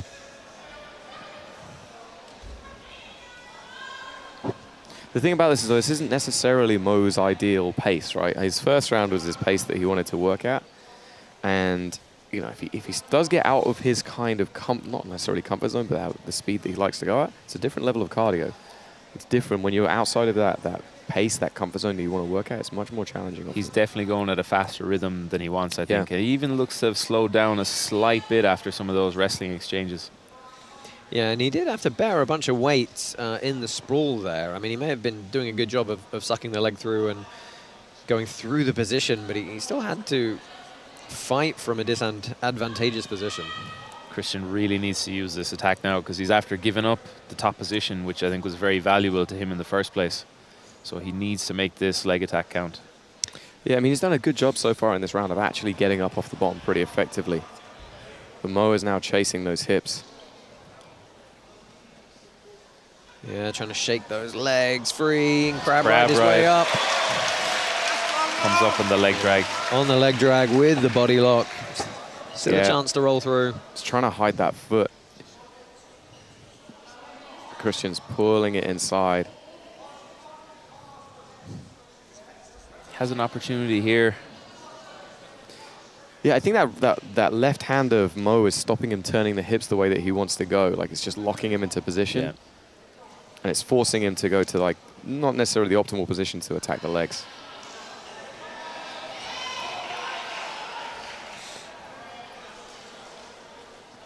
Nice defense from Mo here. And he has the experience recently enough going against the European squad at Polaris. A lot of good leg lockers there. So he's probably quite comfortable dealing with some of those leg entanglements. Yeah, he's done a good job there, just shutting the hips down. Again, he's in side control. Only a minute and 15 seconds to work here. I don't feel like we're going to see a sense of urgency from him to get the finish. I think he's going to still be methodical. He's going to keep that fight IQ of, I'm going to do my game plan. Yeah, and conversely, Christian needs to up the pace a little bit. He needs to get back on top. I actually think he's doing pretty well in this round, but he can't get comfortable with Mo just being in side control. Yeah, every second he stays still is just a second wasted here, and he just doesn't have the luxury to do it.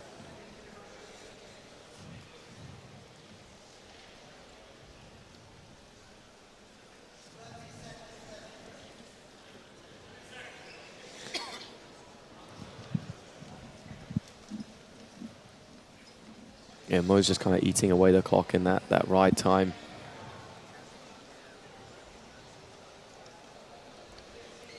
Using that arm underneath the back, maybe compressing the diaphragm a little bit. And he could try and go for a chest compression, but used it to mount instead. Yeah, again, very methodical. It looks like he's not doing much there, but Christian's really burning a lot of energy, just trying not to get squished underneath. Yeah, I mean, you could see it when he came out of mount. Christian just kind of like flopped to the ground. It doesn't seem very happy. It does, Mr. Averyanov. I mean, that was that beautiful. He went for the single and switched off to the far side. And got the takedown as well. I mean, Christian did a good job of actually defending some of the takedowns in the end, but just couldn't really get his game going.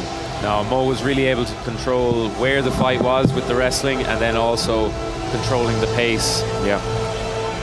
It was just hard for Christian to get anything going at all. Yeah.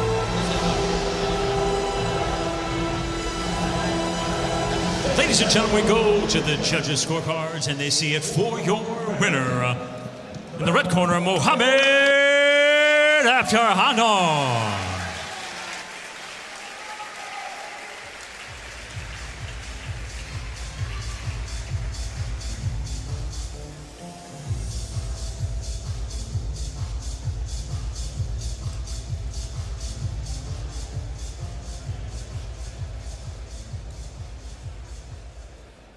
Mohamed, congratulations on your win here. You stayed very composed. It looked like you had a game plan, you stuck to it, got to mount a couple of times. How are you feeling? I'm feeling very good. Very happy to perform in front of my home crowd, Dublin. I'm happy with my performance. I stayed patient, which is a mistake I've made before, getting too overzealous and losing things. So I just secured the match and I'm feeling good about it. He wasn't opening up too much either. I rely on a bit of space to do stuff, but that's how it went anyway. I'm happy. Yeah, that was one of the things we said on the commentary booth, is there wasn't a lot coming back for you to work with. You seem to do a really good job of lulling your opponent into the pace that you want to play. And it just paid dividends for you. It was really nice composure throughout. Yeah, I feel like I can do that because I'm well-rounded and I'm not afraid of anything he wants to do. So, yeah. We've seen you several times here on Polaris. You've competed on squads, you've done super fights. You happy to keep coming back for the promotion? 100%, yeah. I can't wait to be back again. This is the best show. So I'm grateful to be here, yeah. Well, we hope to see you again. Ladies and gentlemen, your winner, Mohamed Averyanov.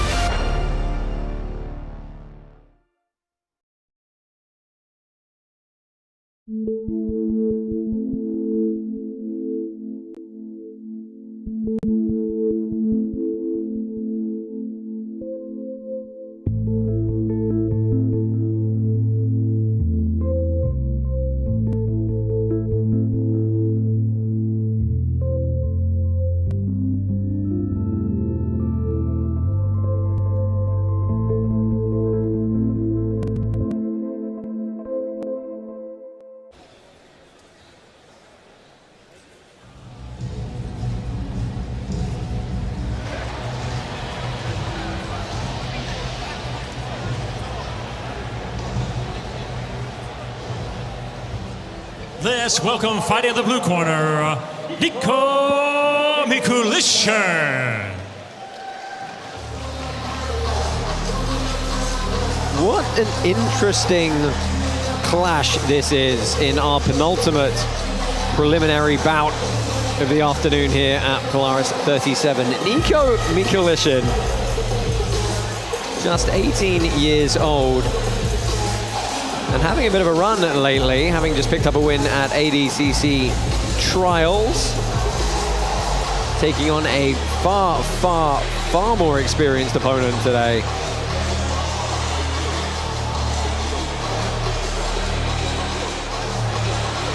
Another member of Los Banditos. He has a huge training room of guys. You're going to see a few of them on our main card up in a couple of hours in our squads format representing Team Polaris. So very prepared to come into this bout. And now let's welcome fighting in the red corner, Marcus Phelan. Nice to see Marcus Phelan back on Polaris. 34-year-old man from Dublin, been training for 16 years. He European champion at black belt and purple belt. Seen him twice before on Polaris. He's 2-0 here, most recently against Tommy Pulkinen, representing East Coast Jiu-Jitsu Academy. Long-time Irish standout, Dara O'Connell, out to corner him.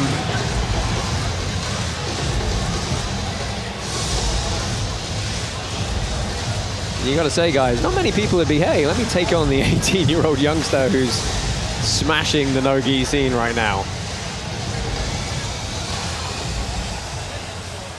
Let's get the action started. Our next bout is in the welterweight division. Introducing first, fighting out of the blue corner. He stands 5 feet 8 inches tall, official weight 71.4 kilos, representing Los Banditos from Poland, Niko Mikulishin. And now let's welcome his opponent, fighting out of the red corner. He stands 6 feet tall, official weight 72 kilos, representing East Coast Jiu-Jitsu Academy from Ireland, Marcus Phelan. No surprise, we have a partisan crowd for this one. Chelsea Lear is your referee. This fight is brought to you by Venom, the biggest brand in combat sports. And Mikulishin quickly looking to push the pace here. Drag from Phelan to the body lock. And sticking to it really nicely as well. Good start from Marcus. I think Niko needs to be careful not to keep pushing Marcus to the outside, because he's not going to get any of his techniques working in that situation. Like, the second they go out of bounds, they're going to get reset back to the middle. That's the difference between something like this and the ADCC, where ADCC you can just keep running out of bounds the whole way. Potentially 3 5-minute rounds as well. It's a long enough match. I feel like Marcus, if it goes past the first round, Marcus might have the edge with the experience. He looks a bit more efficient now as it is, and he always has great conditioning. So I'm curious to see how it goes if we do go into the later rounds. I mean, there's something to be said for veteranship, particularly with the the competition pedigree of Phelan. He's been around the block in his 16 years of training. Definitely, Niko's coming off a win at ADCC Trials, really big win. Lots of tough top Europeans in the bracket, but Marcus is someone who's had that kind of level for close to 10 years. Yeah, Niko's doing a lot of feinting, but then not a lot of actual entering into the legs. I mean, if you can get Marcus kind of reacting to a lot of those things, then it's going to help him out later in the match. Yeah, it's also psychologically threatening that this is going to be a fast pace the whole time. Yeah. It's quite draining as well to have to continually react to those things. Right, you breathe slightly wrong, it really starts playing with the cardio. Marcus with a big height advantage as well. It's something that can be kind of annoying if you're used to competing against people that are a little shorter. That height advantage, there's a lot of mechanical strength that comes with that. Yeah, and I mean, Marcus is relatively tall for the division, right? Nico's kind of a more standard size, so I'm assuming that Marcus is probably more used to the distance, to the space than Nico would be. Yeah, and he's struggling already to shoot in. Marcus able to frame away with the long arms. Yeah, he's got inside control here, and it does look like Phelan's doing a good job of weighing on the head repeatedly. Oh, and could just be a slip there. Yeah, I think it was a slip. Nico kind of like pushed forwards. You see Nico's very game, straight back to the center of the mat. Yeah, and he wants that grip under the leg. He doesn't want to give Phelan a chance to get back up. Very disciplined with his head position. The first thing he did as soon as they were resetting, match the head position of Marcus and straight away get into the half guard, and he's leading with his head again, trying to make it uncomfortable for Marcus on the bottom. Right on the chin there. You see he keeps shrugging his shoulder just to kill that right elbow of Phelan's as well. Yeah, he's realized already, framing the neck and even using his foot to push away on the neck. And this is the thing, like the takedown game and the passing game for ADCC is so hard because you have to take down and secure a position on the way, and it makes for a different type of tenacity coming into these positions. That head position is definitely something that's bothering Marcus. Nico's doing a great job bringing his head high over the far shoulder. You mightn't even realize, but it puts so much weight over the person on the bottom. So Marcus trying to deal with that with the frames. Yeah, Nico's also got this underhook or scoop grip on that leg, which seems to be bothering Marcus and making it challenging for him to actually work any of his entries.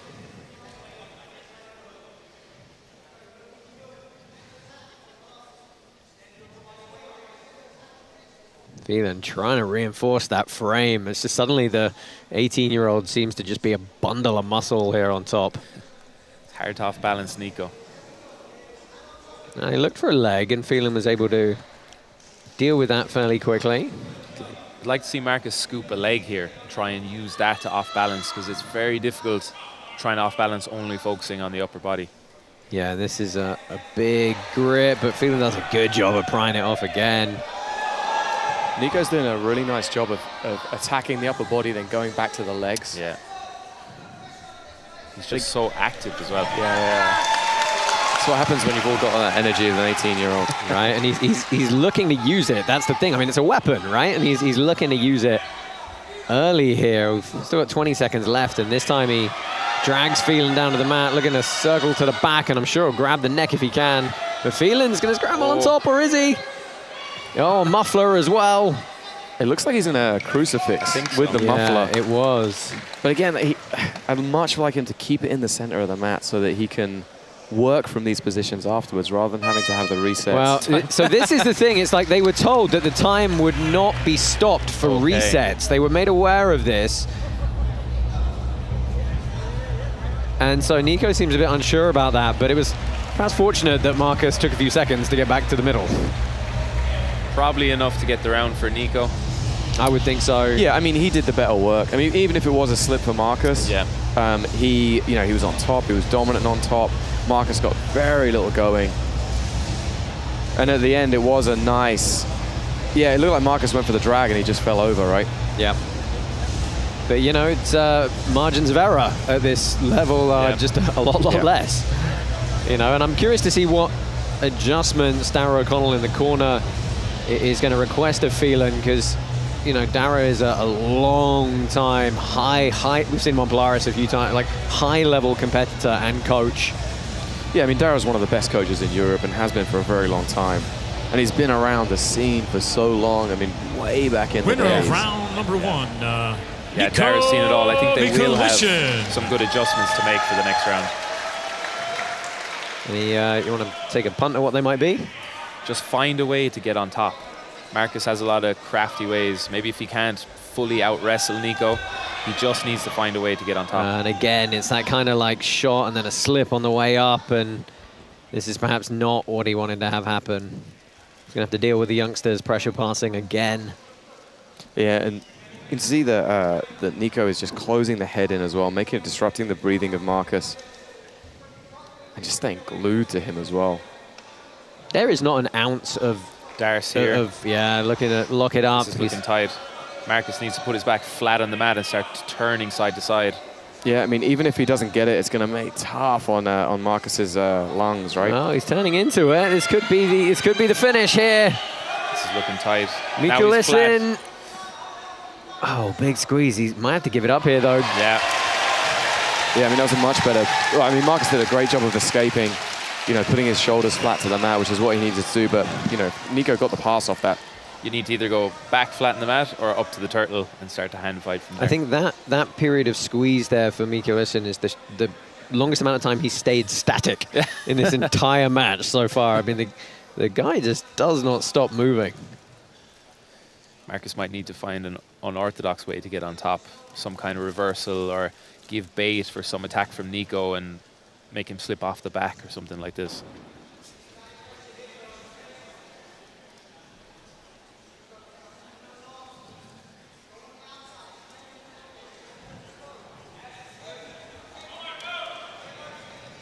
Looks like Nico's again hunting for the Kimuras. Yeah. He got that hand on the right arm underneath the armpit, and he's switched over to the left. Yeah, keeps working, trying to get that elbow up. See if he can get his chest behind it.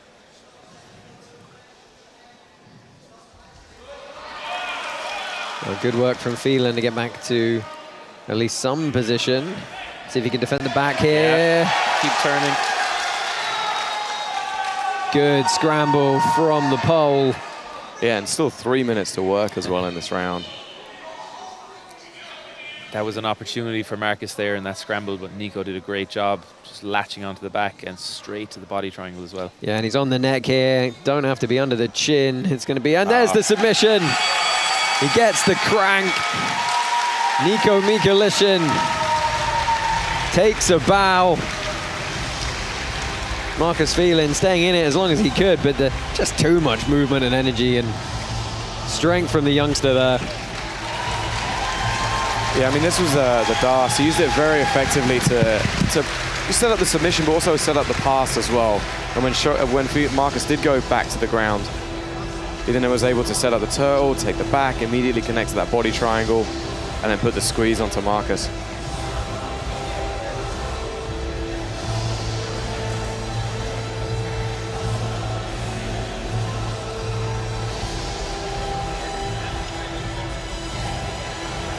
Ladies and gentlemen, your winner by tap out due to a rear naked choke, Nico Mikulishin.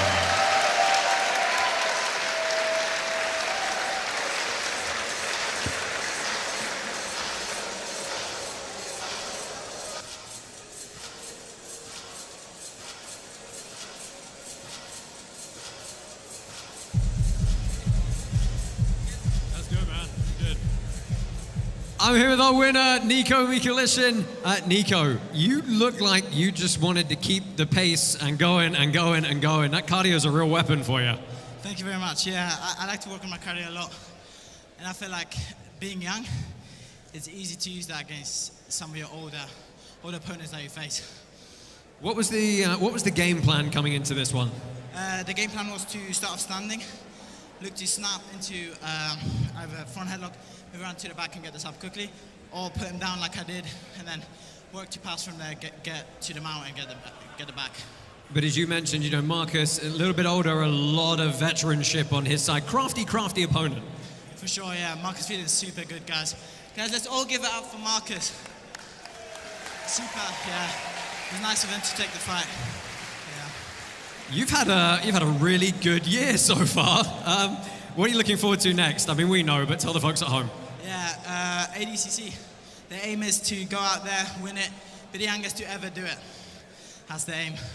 I think you certainly got a shot at it. Everyone can catch that live and exclusive on Flow Grappling. We'll see you there. We've got one more preliminary bout coming up your way. Congratulations. Ladies and gentlemen, your winner, Nico Mikulishin.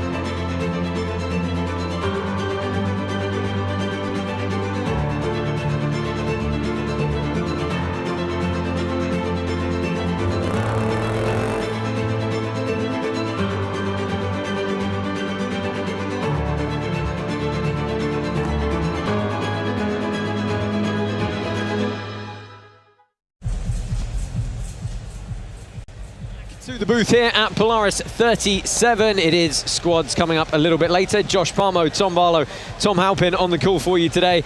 Guys, we've had some great prelims so far. We've still got one more coming your way. That's Marcin Machalevich and Gianluca Maltese. Talk about that in a minute. But what stood out for you so far? We've had some great matches through the first 13 bouts here. Yeah, there's been some great submissions we've seen scattered throughout the card. An early one from Richy Bukovscan using a nice counter leg lock. Something I always enjoy myself, but it's nice to see some of the fighters opening up. This, for a lot of them, is their first opportunity competing on Polaris, competing in front of the home crowd.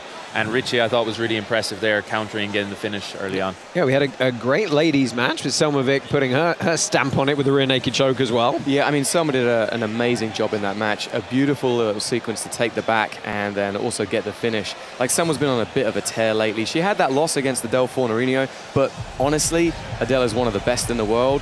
Selma's come back from it, obviously put the work in the gym and put on an incredible performance and got the submission in, what, like 90 seconds? Yeah. Yeah, and we've had some good kind of veteran performances as well. Kieran Davin stepping in against Shane Price. That was a fun one, and Davin really showed how he's continuing to mature as a grappler. That was an impressive one. Shane, as we were talking about earlier, he's gone against some tough opposition on Polaris, but he's always hard to budge, hard to attack, hard to do anything to him.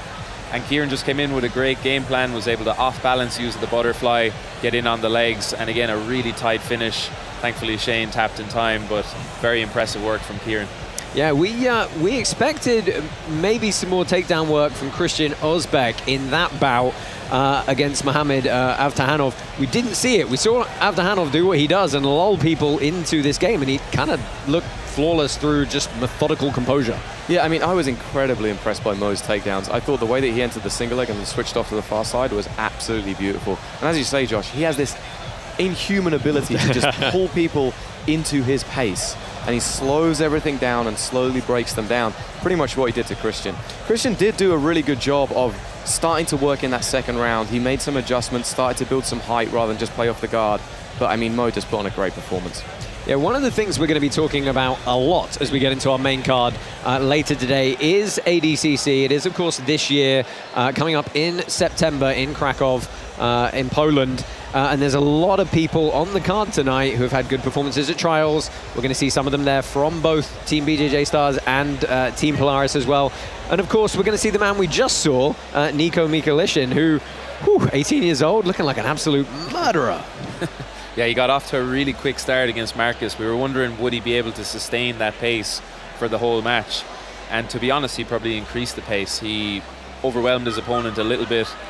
And I guess we forget, when you're that young, you get off to a good start in your career with some big wins like ADCC trials.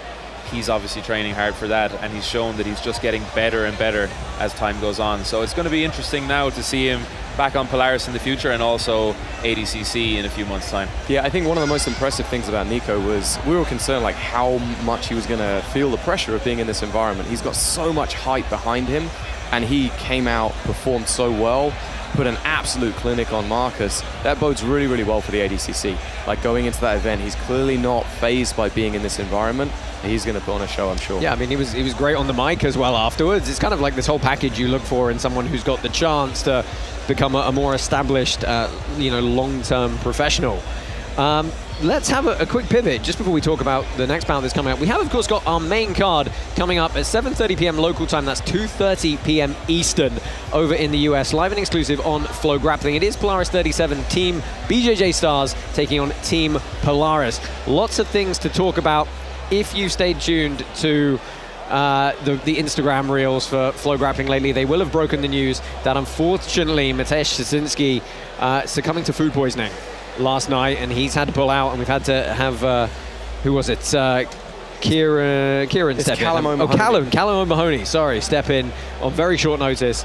But boy, it's a great replacement, and Team Polaris are powerhouses under this squad's rule set. Yeah, I mean, Callum actually is a great choice for this rule set. The Team BJJ Stars are actually kind of more of a traditional no-gi kind of Brazil style, where they use a lot of heavy pressure, a lot of takedowns. And Callum has amazing wrestling. We saw him before on Polaris, where he put on a clinic So actually, I think it was a very, very good tactical choice to bring someone like that in who can stand with them, has great athleticism, great cardio, plus has a good submission game too. Yeah, and it's arguably a different type of game to a lot of the other guys on Team Polaris, right? Yeah. One thing we will certainly talk about at the opening of the show, right? They are more traditionally those submission hunting leg lock guys. They all have very high finish percentages in their matches. As you said, Team Brazil, a bit more classic, like we're gonna muscle, pressure pass, hold you down kind of thing. Yeah, and it's an interesting replacement, swapping Mateusz out for Callan, because they've completely different styles. The Polaris squad were pretty much all leg lockers before, obviously Santeri more of a classic style as well, but now they have a wild card almost in, someone who can be a bit more explosive. The other team don't know what to expect. They can breathe a little bit on the leg locks, because Mateusz was always going to be a big threat there, but it's very interesting that it changes things up strategically quite a bit as well. Yeah, one of the things I've always said that Mateusz brings to this environment is it's not just the submission threat, it's the fear factor of, it's like, okay, if he gets me, how bad am I going to get hurt?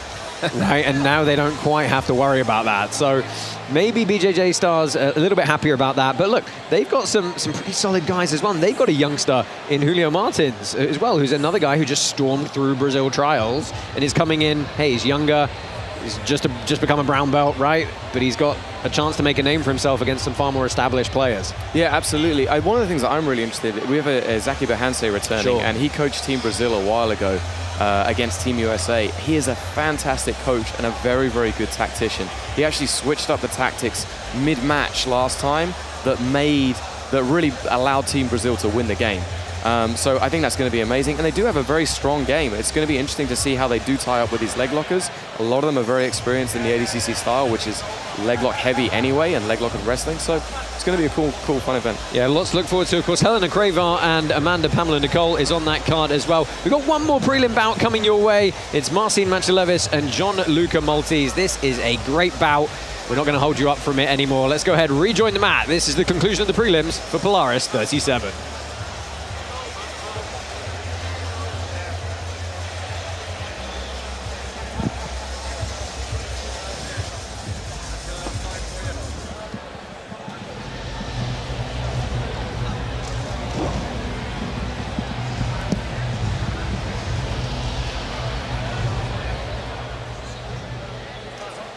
Let's welcome fighting the blue corner, Marcin Maciulevis.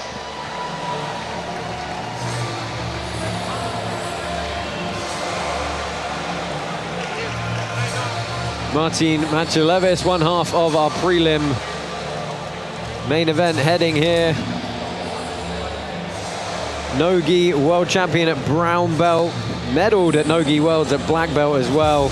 Has picked up trials wins before back in 2024. Very, very game competitor.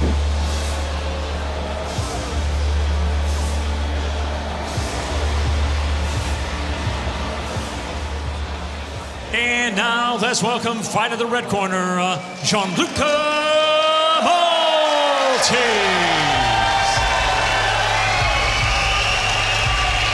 Gianluca Maltese, second time we've seen him. Well, not second, I think fourth time actually we've seen him on Polaris, but didn't have a great outing last time. Looking to bounce back here. Originally from Venezuela, but based in Dublin at Royal Grappling Academy. Decade of training for him.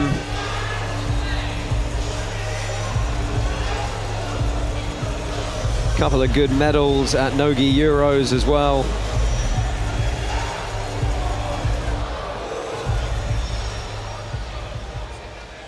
Let's get the action started. Our next bout is in the heavyweight division. Introducing first, fighting out of the blue corner. He stands 6 feet 2 inches tall.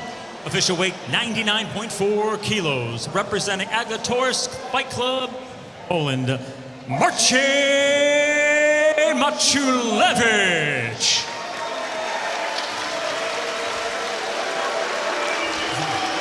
And now let's welcome his opponent fighting out of the red corner. He stands 6 feet 2 inches tall, official weight 99 kilos, representing Royal Grappling Academy from Venezuela, Gianluca Maltese. Grappling fans are usually so polite, but I think we got our first booze for the first time tonight for Marcin Maciulewicz. He is in the green and black, grey and white for Gianluca Maltese. This is the conclusion of your Polaris 37 prelims. Yeah, and both these guys are really fun competitors. Gianluca coming off a gi match at the last Polaris as well. He's someone who competes a lot. Gi, no gi, all different rule sets. Marcin then a bit more focused on ADCC and the no gi scene especially.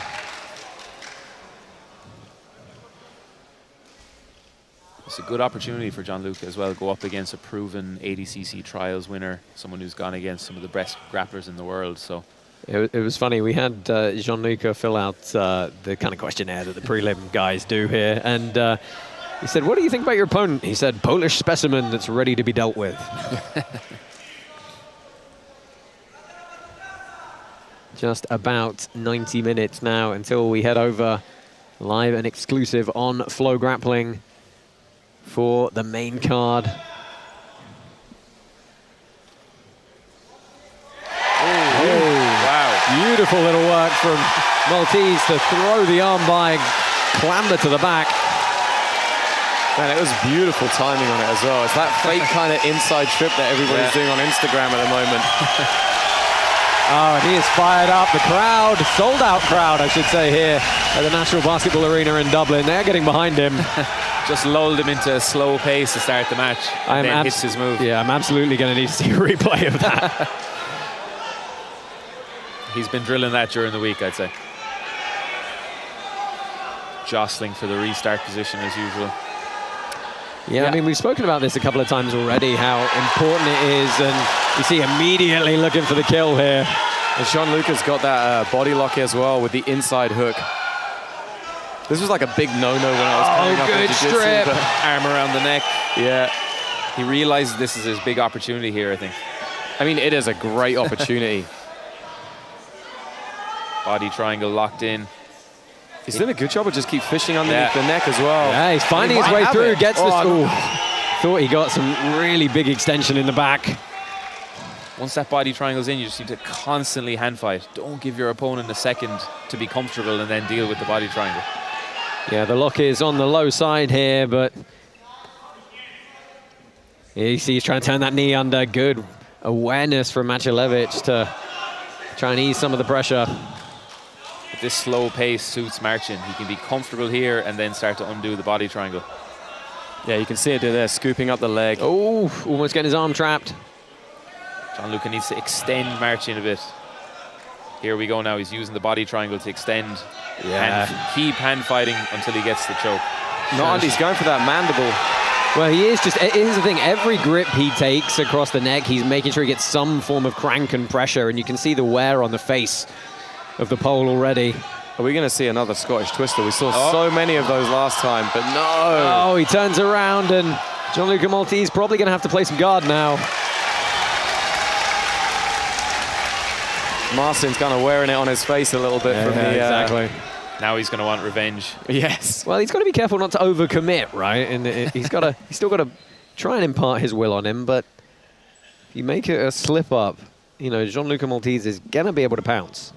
Yeah, I mean, that back transition was so smooth. Oh, top leg lock entry. He's got a good bend on the ankle.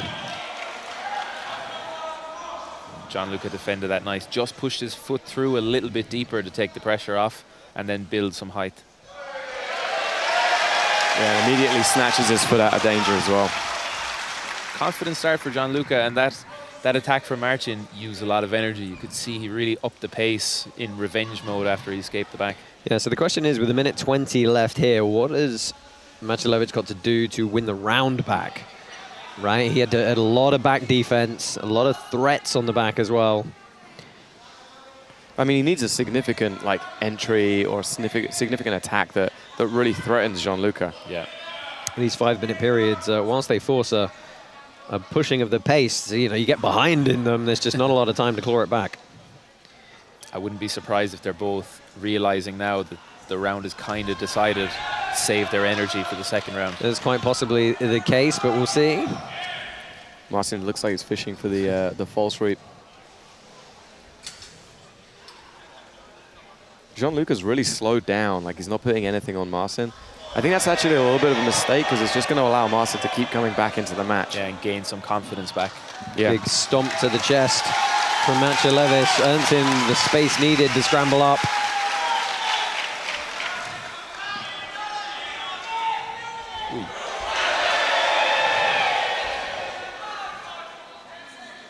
I think we're going to see the round out here as they jockey for foot position. Big staple from Mateusz at the end there, but a good round for the Venezuelan.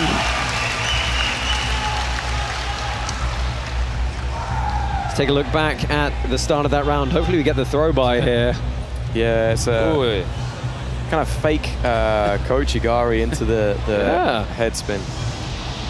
That was great. This was a long period of control for Maltese on the back.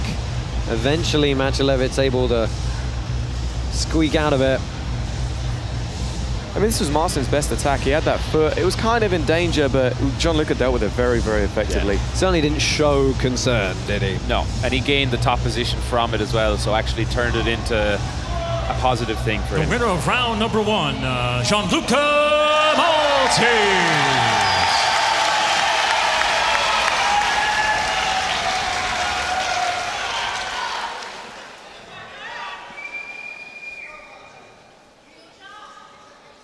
So Gianluca Maltese getting the first period on the judges' scorecards there.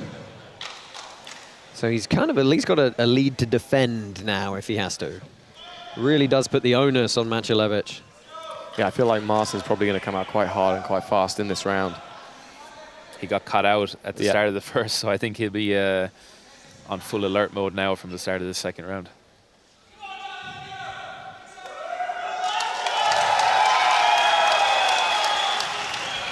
Looking for that underhook. Yeah, it was a big pummel, but not able to drive it that deep.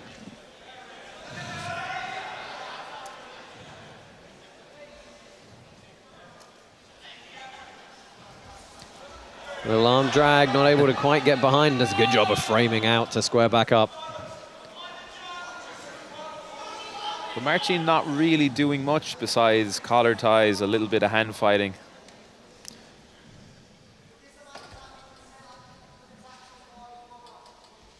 Yeah, he's got to start taking some chances here.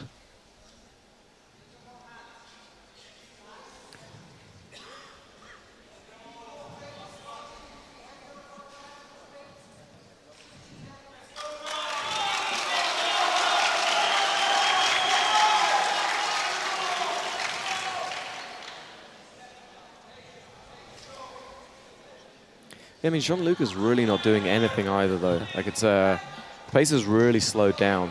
The thing is, he doesn't have to, so much as Mateusz does, but he's ended up falling to a bottom position here. Yeah, I mean, I guess if he doesn't do anything, though, he's going to go into that third round. That is right? It's much easier to he's got to get something on the board. Yeah.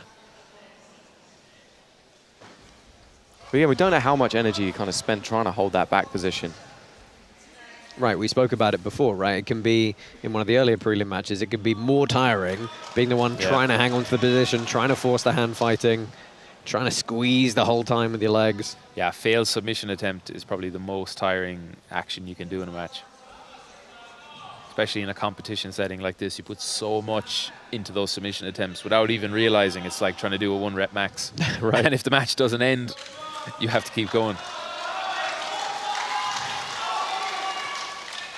And Mateusz now with a chance to wear on Maltese.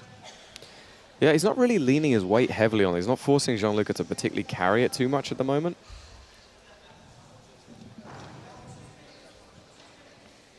Well, Maltese happy to play the inversion game, try and snag a leg here.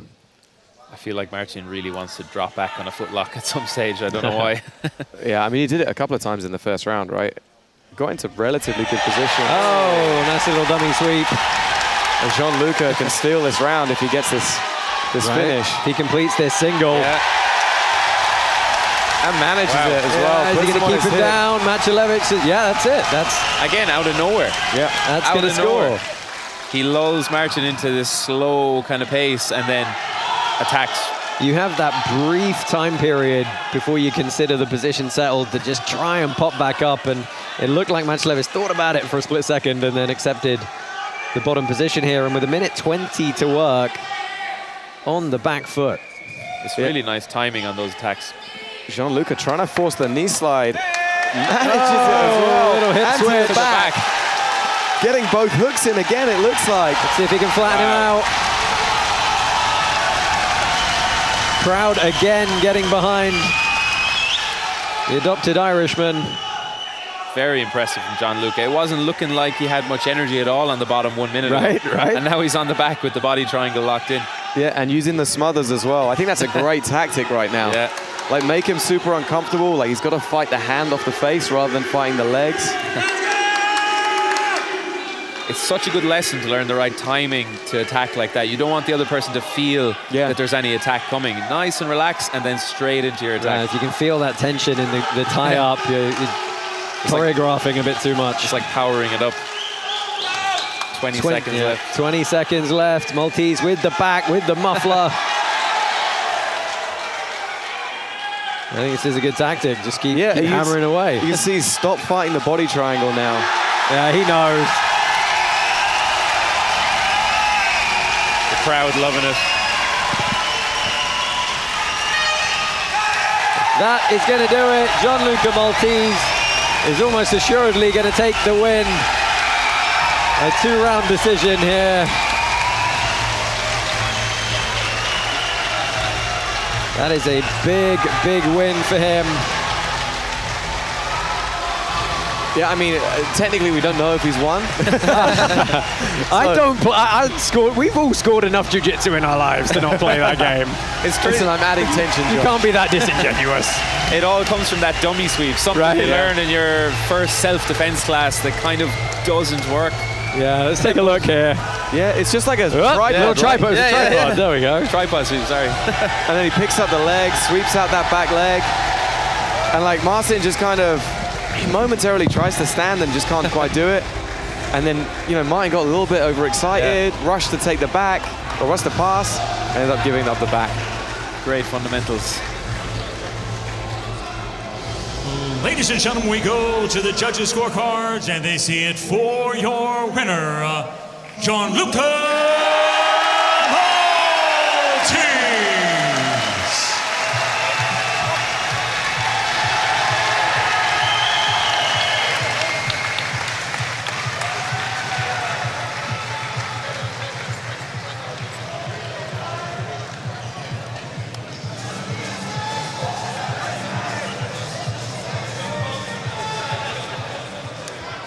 I'm here with your winner, Gianluca Maltese.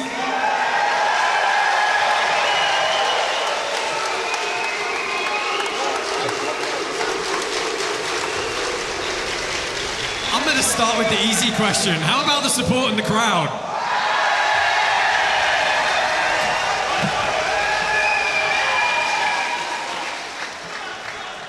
Dolan, how are we tonight? Let me just ask you quickly about the match. Look, you got the back a couple of times, hunting for the finish. But what struck us was how quickly you changed the tempo for the takedowns and how successful they were. Was that the game plan coming into this? No, man, I just do jiu-jitsu. Whatever happens, happens. I don't know.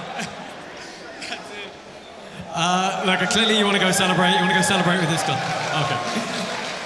Okay, go for it. I heard the heavyweight Polaris belt is vacant at the moment. Well, not vacant. Owen Leafsy has it, so it will be a pleasure to have a match against that man. Maybe one day. Owen Leafsy, that would be fun. I thought your wrestling was great. Yeah. Well, I'll let you go in a second. What's next? Shout out to Bill McGahon wrestling 3 years in Silverbridge, and that's all you need, baby. What's next for you? What's next? Maybe an IBJJF here and there. Nogi pants, and Nogi European title sounds nice, no? Yeah. And another bout on Polaris if we can rustle one out. I'm in for it. Is there a men's open weight belt? I think there is. I think that's the Grand Prix. I think it should be. We'll let you go celebrate with your fans. Ladies and gentlemen, John Luca Maltese! We are going to be back in about 1 hour's time, live and exclusive on Flow Grappling. It is the main card of Polaris 37. Team BJJ Stars taking on Team Polaris. And of course, Helena Crevar versus Amanda Nicole. Stay with us here, live and exclusive on Flow Grappling. We'll see you very shortly.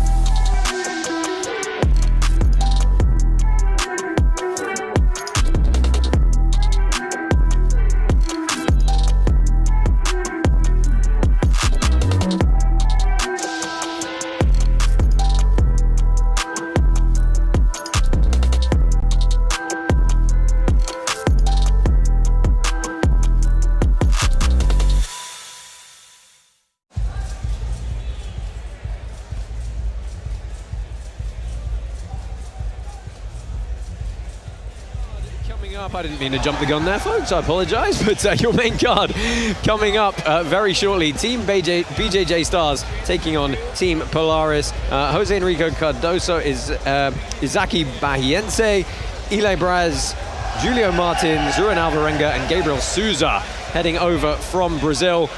Guys, super solid squad, that one. Lot of heavy hitters. I mean, there's a lot of trials winners within there as well, and they also have very, very solid jiu-jitsu. A lot of guys that can spoil the other team. So, for example, Ruan Alvarega might not be the most well-known jiu-jitsu player. He has a very, very physical style. Very, very difficult to get anything on him. So it's going to be interesting to see how they kind of match up with the more kind of leg-locky style of Team Polaris. Yeah, Team Polaris, Eoghan O'Flanagan, Lucas Cannard, Santeri Lilius, no longer Mateusz Szczecinski, sadly. He's been replaced by Callan O'Mahony, Pavel Jaworski and Taylor Pearman. And Tom, you mentioned this when we spoke about it briefly earlier. Yeah, leg locks, leg locks, leg locks. Yes, and as the other Tom was saying a minute ago, the Brazil team, they're very physical. So going up against the leg lock heavy Team Polaris, it will be interesting to see, can they just rip out of those submissions? Because sometimes when you over-respect the leg lockers and you play their game, that's what they want. Because the leg lockers, take Lucas Cannard, for example, has so many beautiful transitions between different attempts, connecting berimbolos and leg locks. Will his attacks or any of the other competitors on Team Polaris work as effectively against this physical Brazil team that I think will be inclined to just rip out of things and get straight back in head first into the passing? There's been a lot of discussion about the game of Lucas Cannard coming into this one, because he can't just go out and his guard is so impregnable that it just becomes a bit of a kind of stalemate sometimes. So it's going to be interesting to see where the judges are looking now at, hey, you can't just hold back, you've got to force the action and be the one to initiate the attack rather than just counter it. Yeah, I mean, Lucas is a really interesting case. We've seen him several times in these squads events go on runs of like 4 or 5 people, and he has a very energy efficient game where he forces the person to basically get nothing in on him. It doesn't matter how much they counterattack, they're just a wall they can't get through, and then he makes good tactical decisions of when to attack, when to entangle, and typically wins through a very, normally like a singular phase of the match.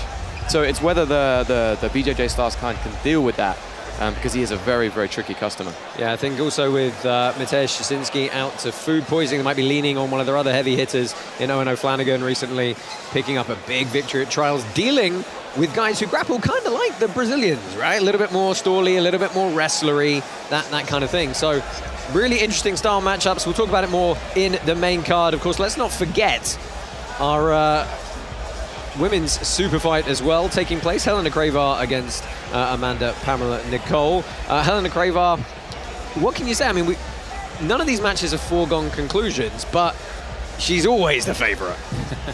Yeah, Helena, she's obviously been competing at such a high level for quite a number of years, despite her being so young.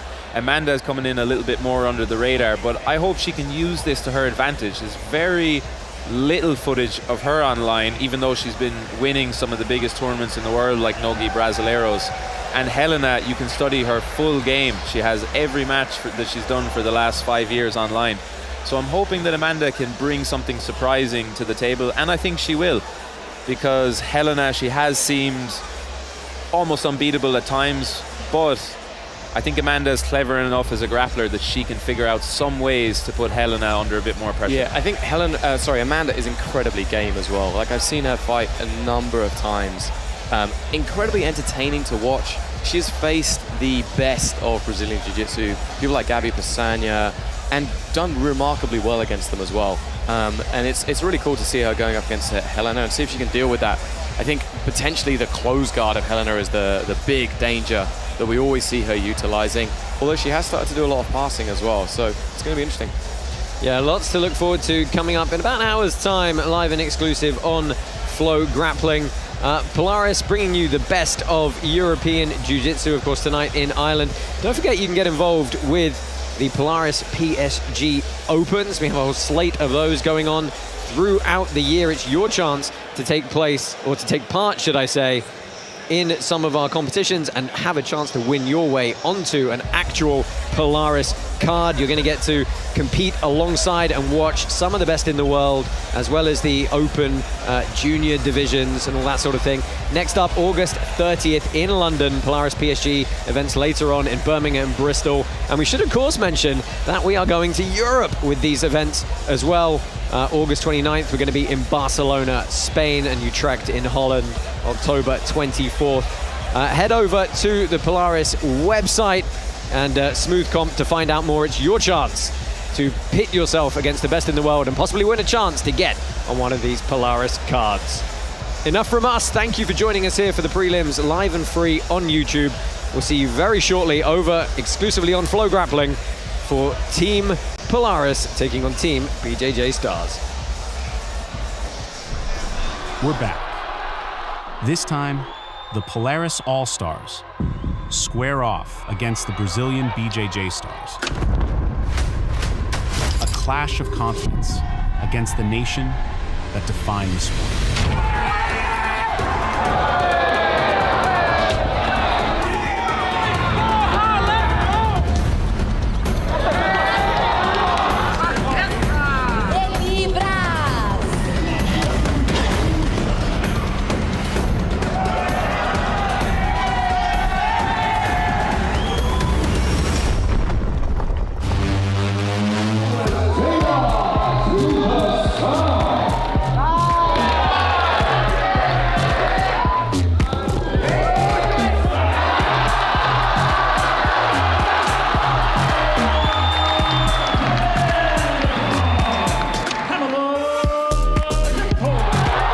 World's most exciting format and the world's most exciting athletes land in Dublin, June 6th, live on Flow Grappling.